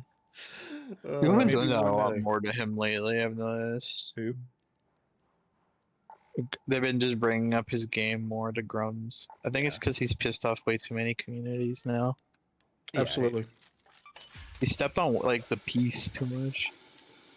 Well, just hearing that that guy who's like, I guess a pretty sizable investor. Sounds like he was part of the gaming industry for a while because he's met Grums in person. Said that he was in a meeting with Microsoft and someone asked about Grums, or it was like a investors meeting about Microsoft, and that someone mentioned Grums, and they were like, "Grums is a pick me. We don't care about him." I was like, "Yeah, that's hilarious. It's just funny." Yeah. How the fuck anybody takes that guy fucking serious? Fortunately, well, no one that matters does. We'll just put it that way. Yeah, that's well, the most watched streamer in the world apparently does, because Grums is easily a month's worth of content for Asmongold to make fun of. Is he But making wants fun the of him Roach now? King. No, he did like the most lukewarm thing ever, and he's done nothing but like give him like little validations that he really shouldn't be. See that Asmongold's another example of how in the I don't know fuck- why either. Like Asmongold could ego smear the shit out of Grums, and like I don't get it why he just doesn't. I don't get why the fuck people actually take that guy fucking seriously too. Like you look at these people and you just look at how they live, and it's like, would you? Same really way want Grums to- is technically, but I'm pretending that like people just aren't that smart. People just like things that they shouldn't probably like. What if Grums I don't know. recreates the Firefall bus? He should. That would be It should hilarious. be the Ember bus, and he should be like, "Hey guys, guess what? I created the Ember bus."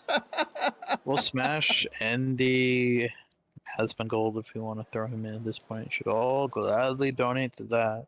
Mm-hmm. No, there's a lawsuit that needs to be fucking paid off.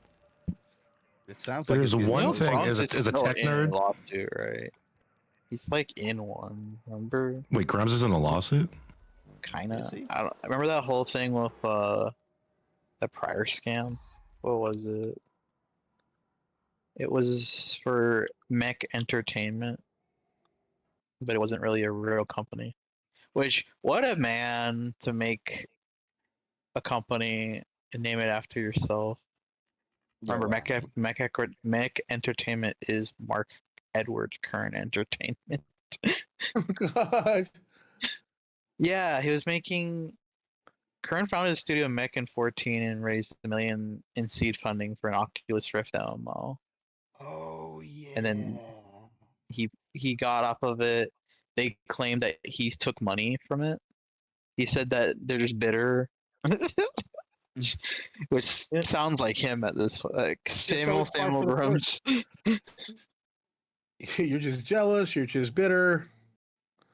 They're trying to smear me. They're canceling me. Hey, wait a minute. Why the fuck are you going on vacation right now? Hey, I explicitly said that the money being donated to me was so I could live normally while we go through this lawsuit. Yeah. I do find it funny that Wikipedia. This is probably why he hates Wikipedia for nothing but just the fact that he has a paragraph online activism and later activity. Yeah. Because they don't like the idea that that word is not a bad word, but they have turned it into a bad word. But yet they do this bad word. That's literally their entire identity. That's all they do. Oh god. I mean, it's the same reason Jeff hates being called a journalist, but then you have his followers call him a journalist. And then when I point out Jeff doesn't like being called a journalist, and he says he's not a journalist, to his follower calling him a journalist, they just don't respond, don't say anything. They just kind of like move on, like none of that happened. It'll always be insane how Kern's biggest popularity was 2016 and a little bit during 2019 with the Blitzchung controversy about China's Hong Kong anti-national security laws. He quit playing WoW apparently and was boycotting. He called for Blizzard to be boycotted during that. Jesus. And now he's like the giga simp for China. Like, isn't it weird if you notice on a macro scale how like 2019, 2020, those few years, it was super vehemently like China censorship was ruining games worldwide. Mm-hmm. Yeah. Yeah. And did that ever really get fixed at all? No. Well, It's just been dormant. They stopped talking about it, and now it's pure China's going to save the world. Yeah. The only reason that they talk about like the Chinese developers saving gaming is because Chinese developers are like major gooners and make tons of gooning games. Yeah. That's the only reason that like he says like, oh, we need to, have all these developers bought out by China and they'll save us all because they'll put gooning shit in there all day. It has nothing to do with the quality of the game at all. Yeah. It's like if you think about it, all they're railing is they just want to turn whatever they don't like into what they like version of it. They want to force diversity politics. They just want the same version that they are getting. They want every girl character to be turned into like a super crazy standards of a caricature of what a woman could be. Yeah. And speaking of Chinese, what is this shit with them calling people like us communists? It's just new. They're trying. That's just old. Yeah, that's just old and something that the government, or at least elements of it. But I think it's funny. Like I think Biden being communist is hilarious. Well, I think it's hilarious when guys like Jeff call people like me a communist, wokey communist lefty. But the thing is they're sucking off Chinese game developers. And what is China? It is a communist government. Mm-hmm. Yeah, but they're a communist government that loves tits. That's right. So they also boycott games for the dumbest reasons. It's not money for everybody. It's not healthcare for everybody. It's tits and ass for everybody, and they're number one. Okay. This reminds me of a gotcha game famous for having a Red what was it, like a yaoi epidemic? It was funny. Keep interrupting each other. Red State said that they also boycott games for the dumbest reasons. And yeah, I agree. Yeah. It's always goofy shit. It's like, why? Like, why do you care this much? Once again, there's so many more cool games to play. I mean, we just went through freaking like AC. Assassin's Creed's been just its own vacuum of issues for years too. Like, oh yeah. The AC Shadows issues have been issues since like 2017 at this point. I haven't played an Assassin's Creed since Black Flag, so I would. Yeah, always Rogue was it for me. Black Flag and Rogue was it. Yeah. Black Flag remake and merch though. I'll take that with new gameplay, honestly. Shadows gameplay is dope. Especially the sneaking stuff. It's sneaking is perfect. It's like got perfect AI with that now. See, the one thing too is, and I'm amazed this doesn't get brought up more often. Well, why do they have to get the one black guy in Japan? Because if they didn't, it would just be Ghost of Tsushima. Yeah, it's clearly wanted to go with if you want to go with a method to make yourself different, you just picked obviously the most different. Yeah. That's what I always thought Yosuke was about, was like they didn't really care to focus on the samurai aspect of the story, because they really didn't 100%. Yosuke has a good story. He actually is probably the better of the two. It's because he's used I feel like good. Like you could tell when you're clearly meant to play him. Yeah. Like anytime there's something involving his story, it's like I always found that pretty engaging, because it's more engaging to be the fish out of the water character in a place anyway. Yeah. Absolutely. Because then everybody treats you like the baby, and you're getting taught all the things about the place. So people see Naue, it's like she's just another peasant. Well, like Yasuke as a character in media as a whole has been something that he's been romanticized, just like samurais. He's a legend. He's an urban legend, basically. Yeah. So the idea of something different in Japan is shit. Oh fuck. All right, lure. Get out of here. Everyone keeps saying like they should make a white guy in Africa. Why are you still shooting at me? I'm like, do it. Yeah. Just do it. That'd be fun. That'd be funny. Not be funny, but it'd be fascinating. That's a Japanese guy in Japan, or a Japanese guy in Uganda in like 1300s. Do it. Yeah. I'll be crazy. Well, plus the other thing too is they're getting all fucking butthurt about it. They're all butthurt about like a black samurai in a video game, and it's like, okay, what about Afro samurai? Yeah, like nobody ever had a problem with that. Afro there was quite literally an is- anime. There was a yeah. Netflix anime series not even that long ago. And nobody ever came out and they were like, well, what the fuck? Why do they have to do this? You know, nobody. Yeah, I guarantee you that if you saw Jeff on the street and you asked him what he thought of Afro Samurai, he'd reboot. Oh, yeah. He'd probably say something positive, because in an era that he have to be positive about. Because you have to remember the good old times of Adult Swim, that kind of thing like that. Mm-hmm. Yeah, but I mean, even for that generation, then it's like the shit should be like here. You know, you should know that this is a thing. Got, why is it? We got worse censorship in the form of 4Kids existing. Like, you ever think about it? Like, cartoon censorship, especially Japanese cartoon censorship. Yeah. Hardcore early 2000s United States. And like, Well, we're that was way because of the past otaku killer. yeah. But like, it's straight up. There's no like foresight thinking. We're living actually in a better era than what they imagine is their better era. It's like there's a lot of lax rules now. Yeah, definitely. Yeah. Yeah. People don't remember when the Patriot Act first came into play, and it was like, huh? Like, what the fuck's going on here? Yeah. I don't know. Put more effort into unbanning all the porn in the Bible Belt. Like, it's like they don't realize that all these sites are banned. Can you imagine the fucking meltdown in that garden shed if they banned porn in California? See, it's like, I don't think any of them actually live where their target audience would live either. It's like, I live in the Bible Belt, and it's like, man. Yeah, it's definitely interesting to see their dynamics, or even just the hypocrisies that come around with that. They don't ever think that life isn't always what it seems. And it's a lesson that I think most more people should start going by. Combine it with pattern recognition, and you're so much better off. Pattern recognize, but always never let yourself cross the for sure threshold. Because you never know. There's that. It's just not everything is going to go your fucking way, and just because not everything is 100% doesn't mean that you need to complain about it. My costumes.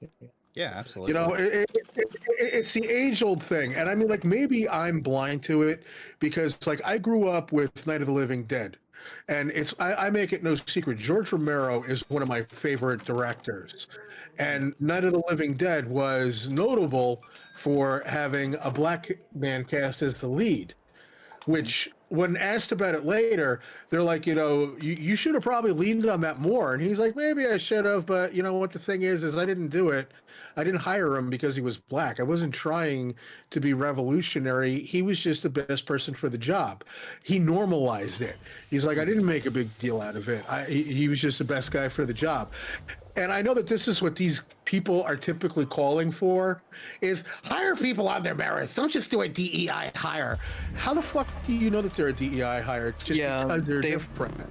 They never established a follow-up point, and a lot of people have it themselves. And I knew this was happening years ago, back when like nerd drama was arguably 10 times worse, and it was more like, you know, the critical drinkers, the quarterings were more popular. Yeah.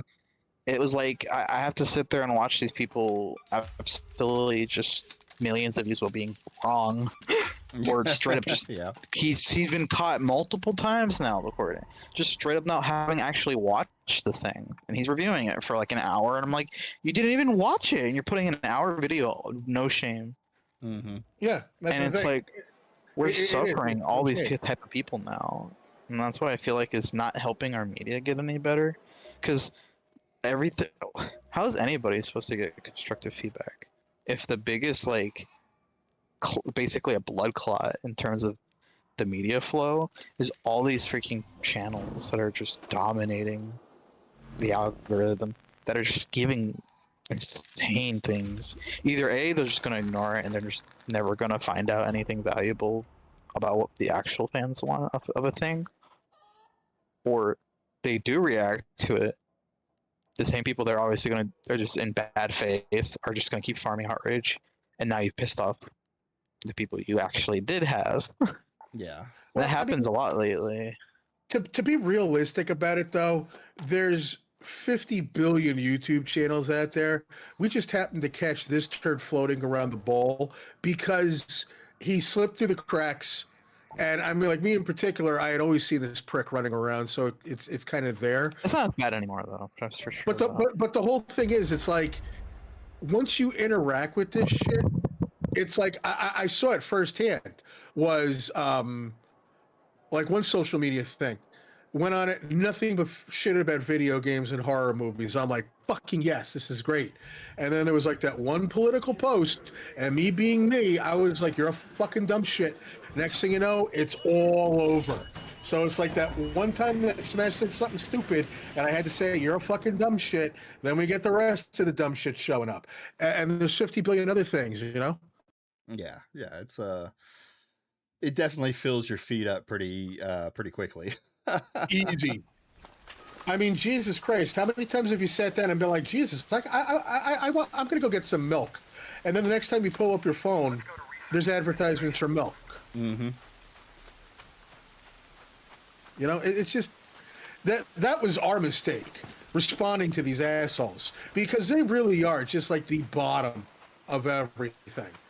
Well, I would, and they know it, so they're gonna go as outlandish as possible. I would be pissed off if an anti-woke person would twist my words or get people to harass me. Yeah, agreed. Well, see, here's the thing with me, like, because I kept dipping out in and out of it for a while because I would get pissed, right? I was an anti-woker, and they were just like completely misrepresenting my idea of what it meant. So I'd get pissed off. But then I just woke up one day and was like, you know what? I love watching drama channels. I watch Chud Logic. I watch Queeman sometimes. I love that shit. So I was like, I just stopped caring and make fun of them. And that's it's like kind of what I kids. did. We used to watch Maury, you know? Yeah, exactly. So it's like, watch the shit show and, you know, just prove them wrong. Like I try and go in and at least show like, hey, you're wrong here. This is just complete bullshit, and here's why. Yeah, they ain't gonna listen. They're never gonna listen, and the people that are watching them are never gonna listen, because how many times has it been proven that these people lie, that these people flip flop, that these people make stuff up, and it's still like the shit that they come up with, the way that they creatively excuse this. Well, it's like you're saying, their fans are never going to listen. And it comes back to the whole thing that they don't really look into anything. Like, they read headlines and say everything is woke. It's just kind of what it comes down to. Yeah, and when you look to this guy for information, that's scary. Yeah, no kidding. When you look for this guy to be the authority, and it's always like for me, it's always just been the stupidest shit ever. And a lot of like why I'd react, it wasn't just because we're on opposite sides of the coin, because I'm pretty fucking centralist at the end of the day. It's just I'm open to both sides of stuff, and I have my own personal beliefs that I don't flip flop on. But it's People are like dynamic. yeah, people can be dynamic, but it's like when I hear shit that's factually incorrect and it's getting presented as a fact, especially in like gaming, I'm like, you're pissing on something that I hold dear. And like, I love gaming. I've loved gaming ever since I was a kid. Reason why is because like it was a family thing growing up.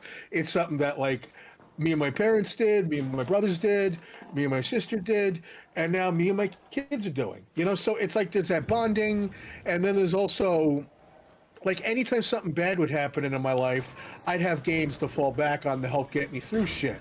Oh, you watched your father die? All right, well, I could play some Shenmue, and you know, it would help get me through it instead of just being sad all day. You know, so it's like I deeply love it. And now that there's that connection with my kids and stuff, where it's like when they were little, they would sit in my lap and watch me play Castlevania, and that's how we bonded. It means a lot to me. So to have somebody come out and be like, why are they suddenly injecting females into video games? And I'm like, Samus Aran?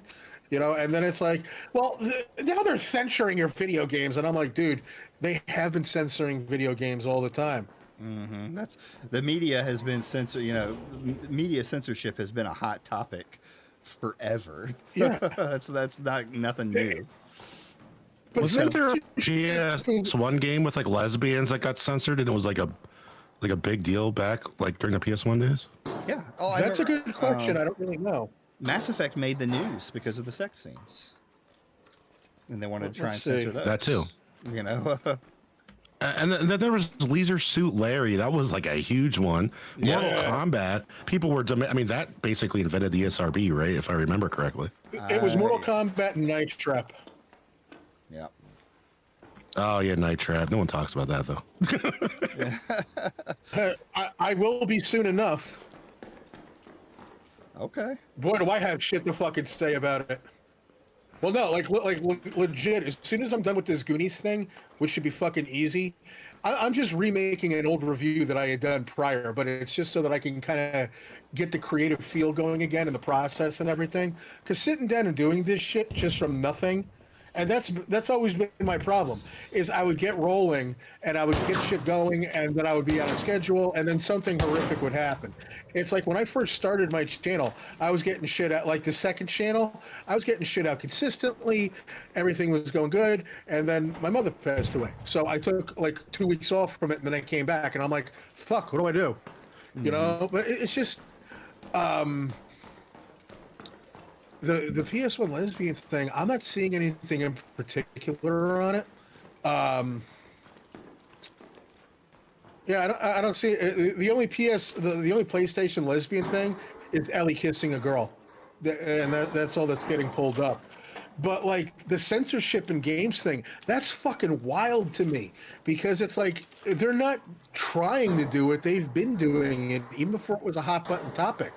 Like DuckTales, that's censored. Did you know that? I didn't know that DuckTales was censored. DuckTales on the NES was censored. When you go to Magic Dispel's level, you're going to see the caskets, and they say RIP on them. Originally, they had crosses on them. Oh. That's interesting. You learn new things every day. Oh, that's a classic one. Fucking Legend of Zelda is censored because, like, the magic book used to be called the Holy Bible. Yeah. There was a lot of religious shit that they took out. Did you know Bionic Commando is a heavily censored game? Is that why people say that Legend of Zelda's Christian media? Very, because there's a lot of crosses in it. But did you know that Bionic Commando on NES heavily censored? Did you know about that? Nope, I didn't know about that one either. Yo, friendly? Originally, the game was about going around and the game was about killing Hitler. Lovely. You're trying to find what? The exam rooms, I can open up containers in it. Ah, gotcha. I don't remember where it is, or I'd help. All right, so The game I was thinking of was called Fear Effect. oh fuck, I haven't heard that game in a minute. Here it is. Here it is. So originally, Bionic Commando in Japan is known as Hitler no Fukatsu, which is top secret, and the game. So it literally. Hey, buddy, I think it's over translates to here. Hitler's Resurrection. Oh, keep going. Keep going. Now the Western version removed the elements like the Behind you. imagery, and they changed it from Hitler to Master D. But I mean, even if you sit and look at the final boss of the game, it still looks like the son of a bitch. And if you look at the Japanese box art for it, you see him in the fucking background. Mm-hmm. But then they altered it to some guy with a beard. That's You crazy. talking about the original NES one? Yeah, the original NES Not a problem, Bionic bud. Commando was originally about killing Hitler. They kept that for the US release though, right? No, they changed it. They took the symbols out. They took out like they covered it up with the eagles. They called them like the bads or the Naz or something like that.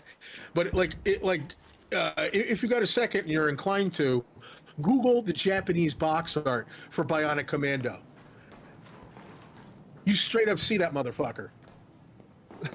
It's so interesting. So yeah, I mean, video game censorship has been a long time thing, and it just boils down to now it's an issue because they're mad that they're not seeing enough tits in video games. I'm sorry. Yeah, it's like the Gooners are mad and it's louder led to an online. issue. It's led to an issue that definitely won't stay an issue for long, arguably. They're just Oh, yeah. overcorrecting now way too hard. It's crazy though, because early Nintendo of America was very extreme. They didn't want any controversy whatsoever, so any religious stuff especially. So like Castlevania was absolutely affected. I know. Sector. They changed the name of the book in Zelda from Bible to whatever it was, I think. Yeah, it's a magic book. It used to be the Holy Bible. But that was another game that you had mentioned helped create the ESRB sector. There was Night Trap, there was Mortal Kombat, and then there was Lethal Enforcers. Because I remember now, those assholes were holding up the Justifier, which was a blue revolver.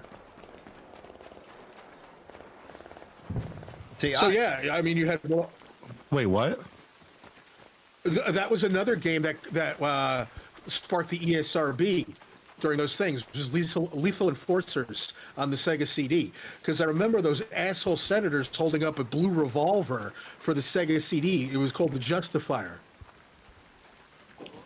Was it because of the console release or the arcade? Which came first? I remember that game, but I only knew about the arcade version. The arcade came first, but then it came out on the Sega CD. But the whole thing that they were complaining about, though, is that it looked like a gun. So, and it's just like Nintendo censored the Zapper. Originally it was gray, and then it became orange. Fuck that orange shit. I want the gray one. See, that type of shit pissed me off back in the day. Well, that specifically didn't, because I didn't know about it. But, like, if I saw that, I would have been like, have you guys ever seen the fucking one of the most popular arcade games of all time called Area 51 with fucking red and blue guns? What the fuck? I would have lost my shit if I saw that back in the day. I had no idea about that at all. Yeah, it's crazy. It's absolutely crazy. So, I mean, that is just what blows my fucking mind, is how they're like, censorship. And I'm like, it's always been. It's just you didn't know about it. Shit, I still remember. I was a kid, like really, really young, like probably 5-6 years old. I remember they made a news story over Bart Simpson saying, "I'm Bart Simpson. Who the hell are you?" Yeah. Like in the TV show? Yeah. I remember when I was a kid, like a lot of people thought The Simpsons went too far, but I was too young to understand why. So. Yeah. Well, understandably, I mooned my older brother after seeing Homer do it, because he was like arguing with me, and I'm like, "Here, let me show you my rebuttal." And I was like 4 at the time, so it was like, but I remember I wasn't allowed to watch Simpsons for a minute, and then that went away. But it's like, The only system at the time that actually had violent shit on it before the Genesis was PCs, because then you had games like Carmageddon. Yeah. It's just what was I'm trying. Carmageddon and Doom, I think, were like the two big ones. Yeah. Which is fucking hilarious because Wolfenstein was just as bad as Doom. But like, I think they didn't care because you were killing Nazis, so everyone was like, "Well, we can't say that's bad." Oh no, they censored it like a motherfucker on the Super Nintendo. Well, yeah, but that was Nintendo. I'm talking about the general public. Would never go up and say like, "Oh yeah, killing Nazis is bad," when like everyone makes World War II shit all the fucking time. So. Well, yeah, but I mean, like that was fine because back in the day, at least at that point, the people in charge went over there and killed literal Nazis. So it's kind of like, all right. And then you just think about like censorship in Europe. Contra became Probotractor. They turned them into robots. Teenage Mutant Ninja Turtles, just Teenage Mutant Hero Turtles, because you couldn't say. Whoa! Back up! What was wrong with Contra? Contra, over like in Europe, they didn't like the idea of like a human shooting other humans, so they changed them to robots. But did they do that to other stuff or just Contra? Contra would probably be like the most egregious thing that's like known, because just look up Probotractor.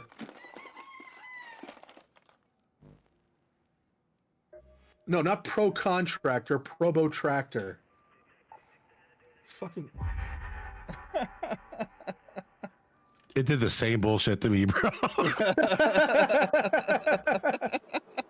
It's the age. Yeah, Probotector, I'm sorry. Yeah, and most European game versions of Contra, these fighting robots would become their own individual character. See, like, they wound up embracing it. They replace the original main characters and most of the human enemies with robotic counterparts, and then retitling it, which Probotector is a portmanteau of Robot and Protector. So instead of Bill Reiser and Lance Bean, you got RD008 and RCOC11 or whatever. And this was all because of the German federal agency banning the sale of media deemed too violent for children. It was so. Tell you what, I got a fucking amazing censorship story for you. Who here is a Resident Evil fan? I'm a Resident Evil fan. I played quite a few. Are you talking about the classic one? Yeah. Mm-hmm. I'll be honest. I only played the second one, so if it has nothing to do with that, then I wouldn't know. Okay, so I'll lay it out for you. The original Resident Evil had a nice live-action opening video. Now, when us Americans first popped that shit in, it came out black and white, right? Mm-hmm. Didn't really think much of it. I did kind of notice that something was a little weird because like then they did the character intros and like you would see like Chris Redfield, Jill Valentine, Barry Burton. For the Chris Redfield one, he would just stand there and then like a video screen would pop up and show him doing stuff in color from the live action video. But then you would see like Jill pull out the Beretta, load it, look at the camera, Barry's checking the chamber on the Colt Python, Wesker's doing the hair thing, but Chris Redfield just got videos. So it's kind of weird. And it turns out that it was censored like a motherfucker. Blood, right? They took the color out for the blood. They took out some of the dogs getting blown to bits. They took out the guy lifting up the gun hand because you would see that it was severed. They also took out like about 10 seconds of that guy Joseph getting ripped apart by the dogs. Mm-hmm. And the reason why that they put the videos up over Chris's thing is because the original intro was him pulling out a cigarette and lighting it and smoking it. So funny. No, this is where it gets fucking funny, is when they came out with Resident Evil, the director's cut. Once again, this is shit that I learned trying to review it. This is how deep I go into this fucking nonsense, but it's so hilarious. I saw video advertisements for Resident Evil director's cuts. We're going to bring back all the gore. We're going to bring back the gory intro. You're going to see Chris smoking. We're going to put it in easy mode. Like, cool. We're going to put auto aim back in. Yeah, they took auto aim out in the original version. in America. Japan had auto aim, but they figured that the game would be too easy, so they made it harder because of game rentals in America. Over in Japan, you can't rent video games. That's why games are easier over there. They make them harder here. It's fucking ridiculous. This is shit that these clowns could talk about if they actually gave a fuck. But anyways, I saw the advertisements for it. I'm like, ooh boy, I'm in. So I asked my dad, please pick this up on the way home from work. He grabbed it for me. I paid him back. I popped that shit in. It was the same fucking intro. Oh man. They had changed some of the stuff, but the intro was there. They did the gameplay mechanic changes, but all the censored shit was still there. And it turns out that years later, after just digging into this stuff, it turns out that somebody screwed up and they burned the original copy onto the American discs, and the Japanese version got censored as well. Do you know who got the uncensored version? Who? Germany. which is the country with the strictest censorship laws imaginable. Like when you see shit that's getting censored in video games. Ironic. Yeah, exactly. The irony was hilarious. So like 90% of media that gets changed over in Europe, typically it's because of the German censorship laws, because they are big time consumers of media, but very, very stringent censorship laws. So yeah, they're the ones that got the uncensored shit. You got Joseph getting ripped apart for 10 minutes while with him screaming. You got Chris Redfield smoking cigarettes. You got Kenneth's head falling off, and you see the side of it. It's just wild. These are all things that why do they have to cover up her tits? It's just a shit that drives me up a wall. Gay and woke. On that though, that's my last run. I've had fun with you guys, but we're gonna call it a night. I've gotten very little sleep in the last couple of days because I've been all the Twitter rooms, spaces that I've gone into. Oh Lord, I know you've been making the rounds lately. Yeah, I'm trying to get in there and get my. Oh my God. Okay, I gotta send this to you, brother. Just pull this up. Somebody ran the same numbers through Google Gemini and got a different chart. This is at the top of my feed. I'm gonna send this to you in Discord. Just if you want to throw this up there, it's on you. Here, I'll take a look at it. Yeah, here we go. We'll look at this one last thing and then we're out of here. I can't help myself. Is it in cancel? General chat. Oh Jesus, is Trump. Did you put it in general or did you? Oh, you sent it to me. Never mind. Yeah, I sent it to you via. Yeah, this guy just straight up said, I took what he put into Chat GPT and I put it in Google Gemini and I got this chart. Holy shit. Let's pop this up here. Window capture.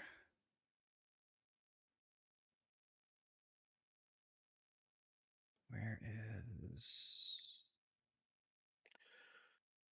And... Boom. I'll pull it up. Folks, you would be amazed how much this motherfucker will manipulate information to try to prove a point. And this is the guy, I want transparency and accountability in video games. He won't even do transparency or where the money went that he is using on this court case. I believe that it went to the lawyer, but he said he was going to like notate it and tell us when he was paying and what he was paying. And he hasn't done that. And what he was paying for. Yeah, or what he was paying for. Borderlands 4 sold that well. Yeah. That's what. Well, okay. Borderlands. This is Gemini's. That is a huge franchise. And it's different than the chart that you made, right? You made a chart too, didn't you? I didn't. No. No. Okay. Yeah, I saw this one, and then you got Smash's chart. The problem with all this AI is the AI is not looking for raw data. It's just scouring. Yeah, the Battlefield internet. 6 definitely sold more than Yote. What the fuck is this? Yeah. Absolutely. But you see, that's the whole point.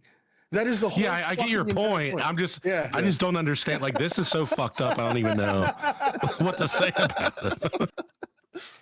Oh, it's You really expect me to nonsense. believe that Little Nightmares sold 8 million? Yeah, right. Or that like And Madden only did 6. yeah, Imagine. Madden got beat out Wait, by did you Outer guys Worlds. notice that it's basically like? Oh, never mind. Is that rank? Yeah, that's rank. That's all that is. Okay, It's that's rank. right. Because I was like, why are the sales so perfectly adjusted? Yeah. Like an exact step. But never mind. All right. Yeah, and here's But smashes. yeah, that's just the exact point to show that this is such bullshit. Yeah. It's such bullshit. You know, it's like, And another thing wow. too, and this is the first thing I noticed about this chart, is look at the games that he picked. Monster Hunter Wilds, Mario Kart World, NBA 2K, Battlefield 6, Yeah. Pokemon. He picked games that are like some of the most Yeah. massive companies that are out there. COD. And then he puts Yotai, this little small company that the last game they put, was 60 grand ish, or what is believed to be 60 grand. The next game is, around the same amount of money, they say, but it's supposed to beat Donkey Kong Bonanza. And MLB the show, no, sports games always sell. Yeah, absolutely. They always do. They've always been a moneymaker, though I guess EA has had trouble here lately with it. Yeah, they have. And but I mean, it's just, the whole thing is like, you got to call it for what it is. It's bullshit. And Oh, yeah, and 100%.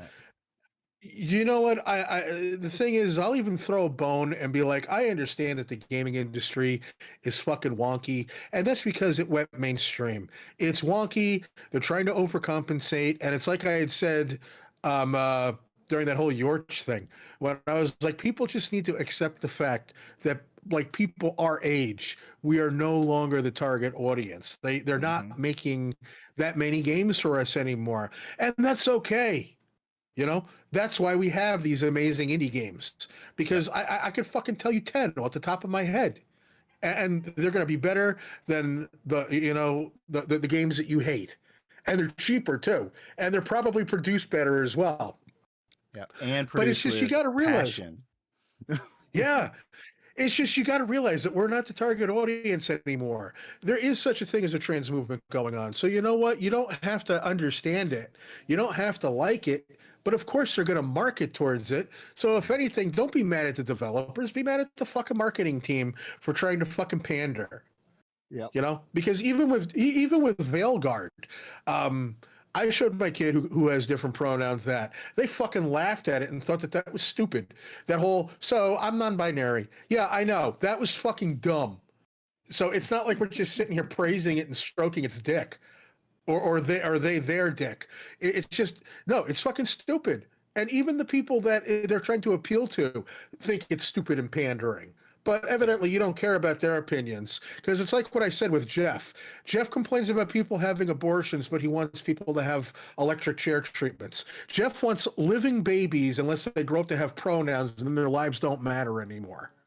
That's my problem, but it's just, I get it. There's definitely going to be some frustration. There's definitely going to be some confusion. But when you see bullshit being peddled, you got to start looking and realizing that this person is not looking out for you. This person is not looking out for your interest as a consumer. This person just wants to grow their channel, and this person just wants to fucking, like, if something bad happened to you, wouldn't give a fuck about you. Not even give half a shit about you. Yeah. You know what the funny thing about all this is that they say, like, oh, like, we're against violence, we're pro-life, and we care about kids and life and people growing up. But like you said, he wants to put the electric chair to those people. That is an entire group of people. And I spoke out against that. You know what else I spoke out against? Charlie Kirk getting killed. Because I think that if you have different political beliefs, it doesn't matter how big of a piece of shit I think you are. I don't think you deserve to get sniped in the fucking neck or anywhere else, right? Now, how can you say that? How can you say what he says? Like, oh, we need to just like give him the electric chair. But then at the same time, like after Charlie Kirk gets killed, you go after people making jokes, not just people saying like, "Oh my god, I'm so glad he's dead. Oh my god, like do it again. We need to do more people." Yeah, No, you don't even have to go brutal that stuff, far. You can make a that. Mario joke about Luigi, and they think that your entire life needs to be yeeted and deleted, as Asmongold would say, right? Yeah. That, like, how does that make Weird. sense at all? They got mad, which is crazy to me because they got mad at people doing this with like other people, like actors, even. Which even more like actors should obviously watch their PR plan. Of course. I don't ever condone exactly obsessing over people like that to a point where you gotta get them fired or else. But still, like, it was anything wholly unnatural was never good because people have a right to be upset. Yeah, They're just doing like memes and anything, and they're going by like you don't just start doing that and then you have absolutely nothing with people making databases about it. That's Yeah. creepy. No, it's absolutely creepy. And it's like, I'm in the same boat as well. Like, I thought Charlie Kirk was a serious asshole. I thought he was a prick who would, like, definitely an educated He's speaker. not a moderate. That's bullshit. No, Anybody saying that is. But what Charlie Kirk was is he was an educated speaker who would go to colleges and high schools and debate people who haven't really lived out in the world, that don't know how to talk, that don't know how to debate. Yeah. And that would be an own. South Park did it right. They said it right. It's very, very predatory. But you know what? At the end of the day, no one deserves to get fucking killed in public. And yeah, now his kids are growing up without a dad. And I know what that's like. That fucking sucks, you know? And he's going to forever, his kids are going to forever be known for that, you know? So it's just like, yeah, no, I agree. But at the same time, I do find it appalling that they sit there and get offended for him dying and people talking about it. But they can make fucking memes. Oh, it's a nice view from here. When the that whole thing will always forever haunt me. Yeah. Twitter had a moral obligation to step in, I feel. And it They just did. nothing. Because that was apprehensible. Like, that was a kid. That was just a 17-year-old. Yeah, somebody that was fucking pushed over the edge that believed that their life didn't matter anymore because assholes like Jeff says that. Yeah, man, I feel less sympathy for Stone Tufts being the #1 most doxed man in the world after he was just advertising his stupid shit under a suicide note. So it's like anybody doing that, I find that almost worse than making Kirk memes. No, it's terrible. It's absolutely terrible. And I mean, the thing is, just at the end of the day, it doesn't matter what gender you identify as. People are people, and people are human beings, and they deserve at least a little bit of human decency. You can't look at someone with blue hair and be like, "Oh, you're a psycho looking to ruin my video games, bitch." People have blue hair all the time. Like go to a goth club. People do it to be trendy. It makes you feel young, and that's like normal. I mean, that's the thing. Is like I said, I was an industrial guy. I was also a DJ. So it's like I would DJ at goth clubs. You'd see fucking every color hair, and everything would be pierced. And it doesn't make you mentally deficient. It's just punk rock. Come on. Yeah. That Just always come on. surprised me with the hair thing when it started to come in. It doesn't make any sense. Like people can decorate themselves. It's like it used to be taboo for a Tattoos. man to wear fingernail polish, and that's become much more common. And very too much, honestly. Too much, yeah, too much almost. Like men get restricted by other men far more than women sometimes. See, it's absolutely weird to me how, once again, our generation is like Rage Against the Machine shit. Fuck the establishment. And now they're more conservative than ever. Those same people who grew up with that shit about fuck the authority and all that. And now it's like, oh, well, you've got a piercing, so you must have a mental issue. Yeah. Yeah, I don't know. Hopefully stuff gets better in a few years. Like I said, the anti-woke stuff has pretty much fallen out of the limelight. It's very much it's the same thing that happened to like the SJW movement. The SJW movement had a lot of power. People were getting kicked off of line. People were getting, cancel culture and all that other stuff. But it hit that point where people just got annoyed, even the people on their side. And this is just the other side of the pendulum where Gamergate happened. It got a lot of movement. People had a lot of stuff. But now most of the prolific people from Gamergate, some of them good, some of them are gone. bad, are gone. And you have this leftover scraps or people who came in the last year or two, where, the idea of this overly woke SJW stuff is gone. It's doesn't really exist. Like Veilguard is a, you can call it woke, you can call it whatever you want to say, but it's like the exception to everything else, because that's all they can ever say, right? They say Dustborn, which isn't a AAA game, so you can knock that shit out. Right? They barely bring up anymore.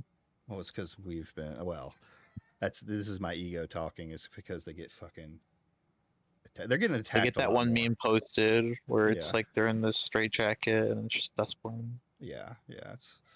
So I think they've been like, you've seen them getting a lot more heat here lately. So yeah, people are getting tired of it because it's the same shit. And after a while, what they start to realize eventually is that, and by the way, I'll preface this by saying that, there are some people on the left that are just as fucking lunatic, crazy. Mm-hmm. But at the end of the day, what it does really boil down to, you're going to eventually start to realize that this sort of shit and living this sort of way, it's Animal Farm, where originally, it's like we're all in this shit together, and then the fucking pigs are going to decide that, hey, if you've got 4 legs, you're not allowed to eat. Whoa. Yeah, what are you saying here? Like, whoa, come you on, just gonna man. talk about my pigs like that? You've never read Animal Farm? Yeah. You can't be dissing the pigs on this stream, man. Believe me, I know. I've been saying for years that like they kept the swine.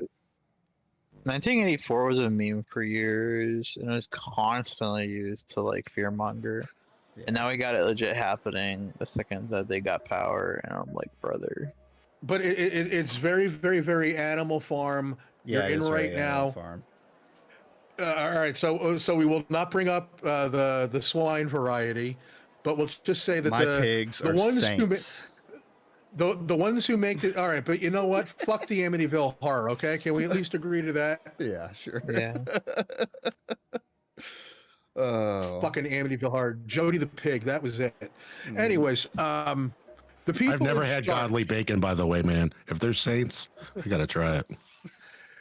The people in charge right now that are making decisions and shit, you're in with them right now. But one day, when it benefits them, they're going to decide that people with 4 legs, you're not it. You can't eat with us anymore. And then eventually, if your tail is curly, you can't eat with us anymore. And then eventually, it's just going to keep going down and down until all of you all wind up in that motherfucking barn, and they're the only ones eating out of the slop, and you're watching them do it. That's because pigs are best. But yeah, I get what you're saying. I mean, this is not something that hasn't happened in history before. It happens over and over and over again. Everyone wants to point towards, say, like, whatchamacallit, World War II, Nazi Germany and stuff like that. But that's not the first time this stuff has happened. There's, the idea of putting people as in camps has been a problem across the world for years, even in America. We had the Japanese internment camps. The Japanese internment camps, Russians had the Native Americans at a point too. China's currently putting people in camps for having the wrong religious opinion. And it's like, it's so funny how everybody knows that too, and it's like nothing's done about it. Well, what do you do against China? The one big problem is the U.S. and China are powerhouses, and if they go to war, if we go to war, the economy of the world just falls apart. Yeah, it's not just the economy either. You like militaries today are so powerful that if a major country like the U.S., China, Japan, Russia goes to war with each other, not like Russia and Ukraine, I'm talking like 2 major powers, like there's a really good chance the world is just straight up fucked. Yeah, there's a good chance you'll someone pushes probably them. what'll probably ever happen if you even gets to that point is you're gonna have everybody else in the world pressuring them to stop. That's one thing everyone forgets in these scenarios is like you got a lot of other countries that are probably going to push for negotiations immediately. Yeah, you are but never ever. We're never going to get to that point because there is too much money to lose. Yeah, true. Yeah, nobody wants to deal with it. It's mutual destruction, right? It's not going to Yeah, end it's well too for dirty. any Yeah. side. But Exactly. I disagree with you on that, Grizzle. Like the other people, the other countries don't have the firepower that the U.S. and China has. They can't compete. There's an argument to be made that the U.S. could take on the rest of the world minus Russia and China, which Russia I don't think is that powerful anymore thanks to the Ukraine war. But That's why allies No. help too. Yeah. Because like if we're missing one person, then well, you end up there's just having to deal with everyone else. defensive pacts and there's trade agreements and there's all sorts of things. A lot of stuff got really closely connected after World War II. When we came in the U.S. To make sure that shit was never going to happen again. Yeah, exactly. And pretty much made us the leaders of the seas. Like people don't realize how powerful we are when it comes to the seas. We have 11 carrier fleets, nuclear carrier fleets. Do you know how much the next country down has? It's China. Like 3. Doesn't China have like 4? I think they have 4 now. It was originally 2. They built like one diesel. Yeah, diesel as opposed to nuclear. Imagine the fuel. Oh God, they're gonna run out of gas before they even reach midway. Yeah, well, they'll probably figure it out. Well, China's Didn't doing we learn all this from Germany during World War II? Yeah, pretty most likely. Like, logistics, yes. I mean, like just the power aspect of it, because they're not that big of a country, but it took the combined powers, the Allied powers, just to stop them. I mean, they trampled most of like the northern hemisphere, like Northern Europe, and they were going after Russia. It was crazy. Like for how small that country is, it's crazy. Do you know what really defeated Germany in World War II was Germany? Yeah, it was bad alliances. And it was nonstop mistakes. And this is just from somebody who, like I said, I'm a World War II buff.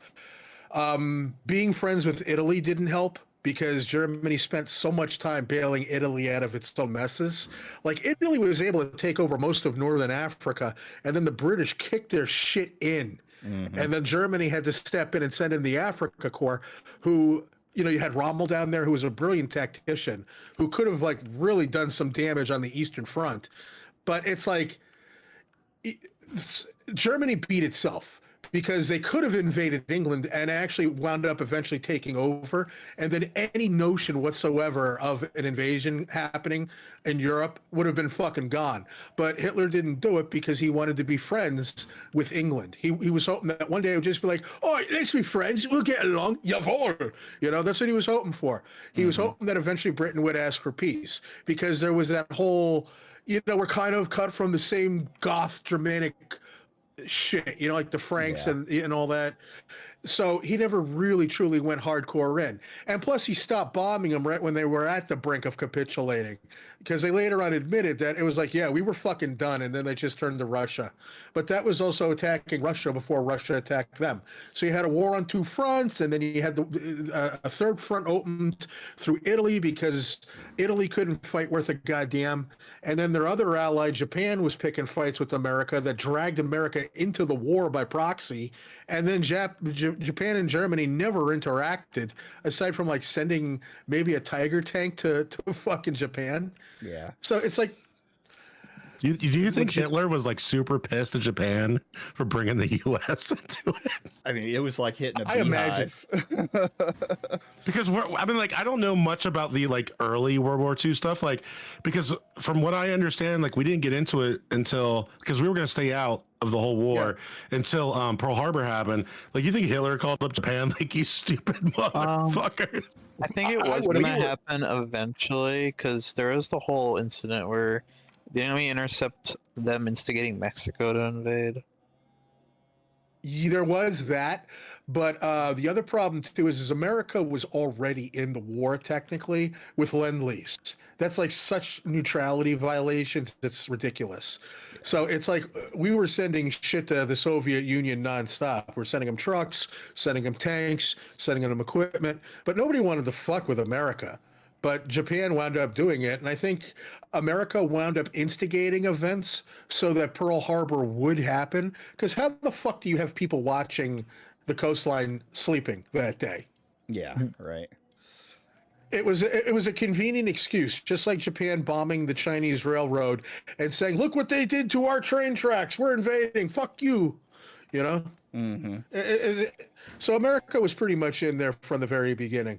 Yeah. Well, we were stacking IOUs. I remember reading an article a couple of years ago that they just paid, like Britain had just paid off their debt to us from World War II. I was like, still? Yeah.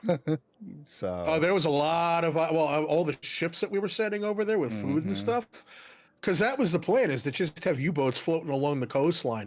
Ireland didn't want to have shit to do with the UK at that point. Sometimes they still don't. But that was the thing, is they wanted to just starve them out. But yeah, what wound up fucking everything up was themselves. Not to mention the French I'm gonna head to bed now, though. But you guys, yeah, have a we're good gonna close night. it up because I could have this conversation forever. I know, we'll be up until like 4 o'clock in the morning. Yeah, I'm right. EB, so good night. Because you know, we could do a multiplayer Hearts of Iron thing and talk history. Fuck yeah, that would be fun as fuck. And I call night. Germany because I'm probably the most racist here.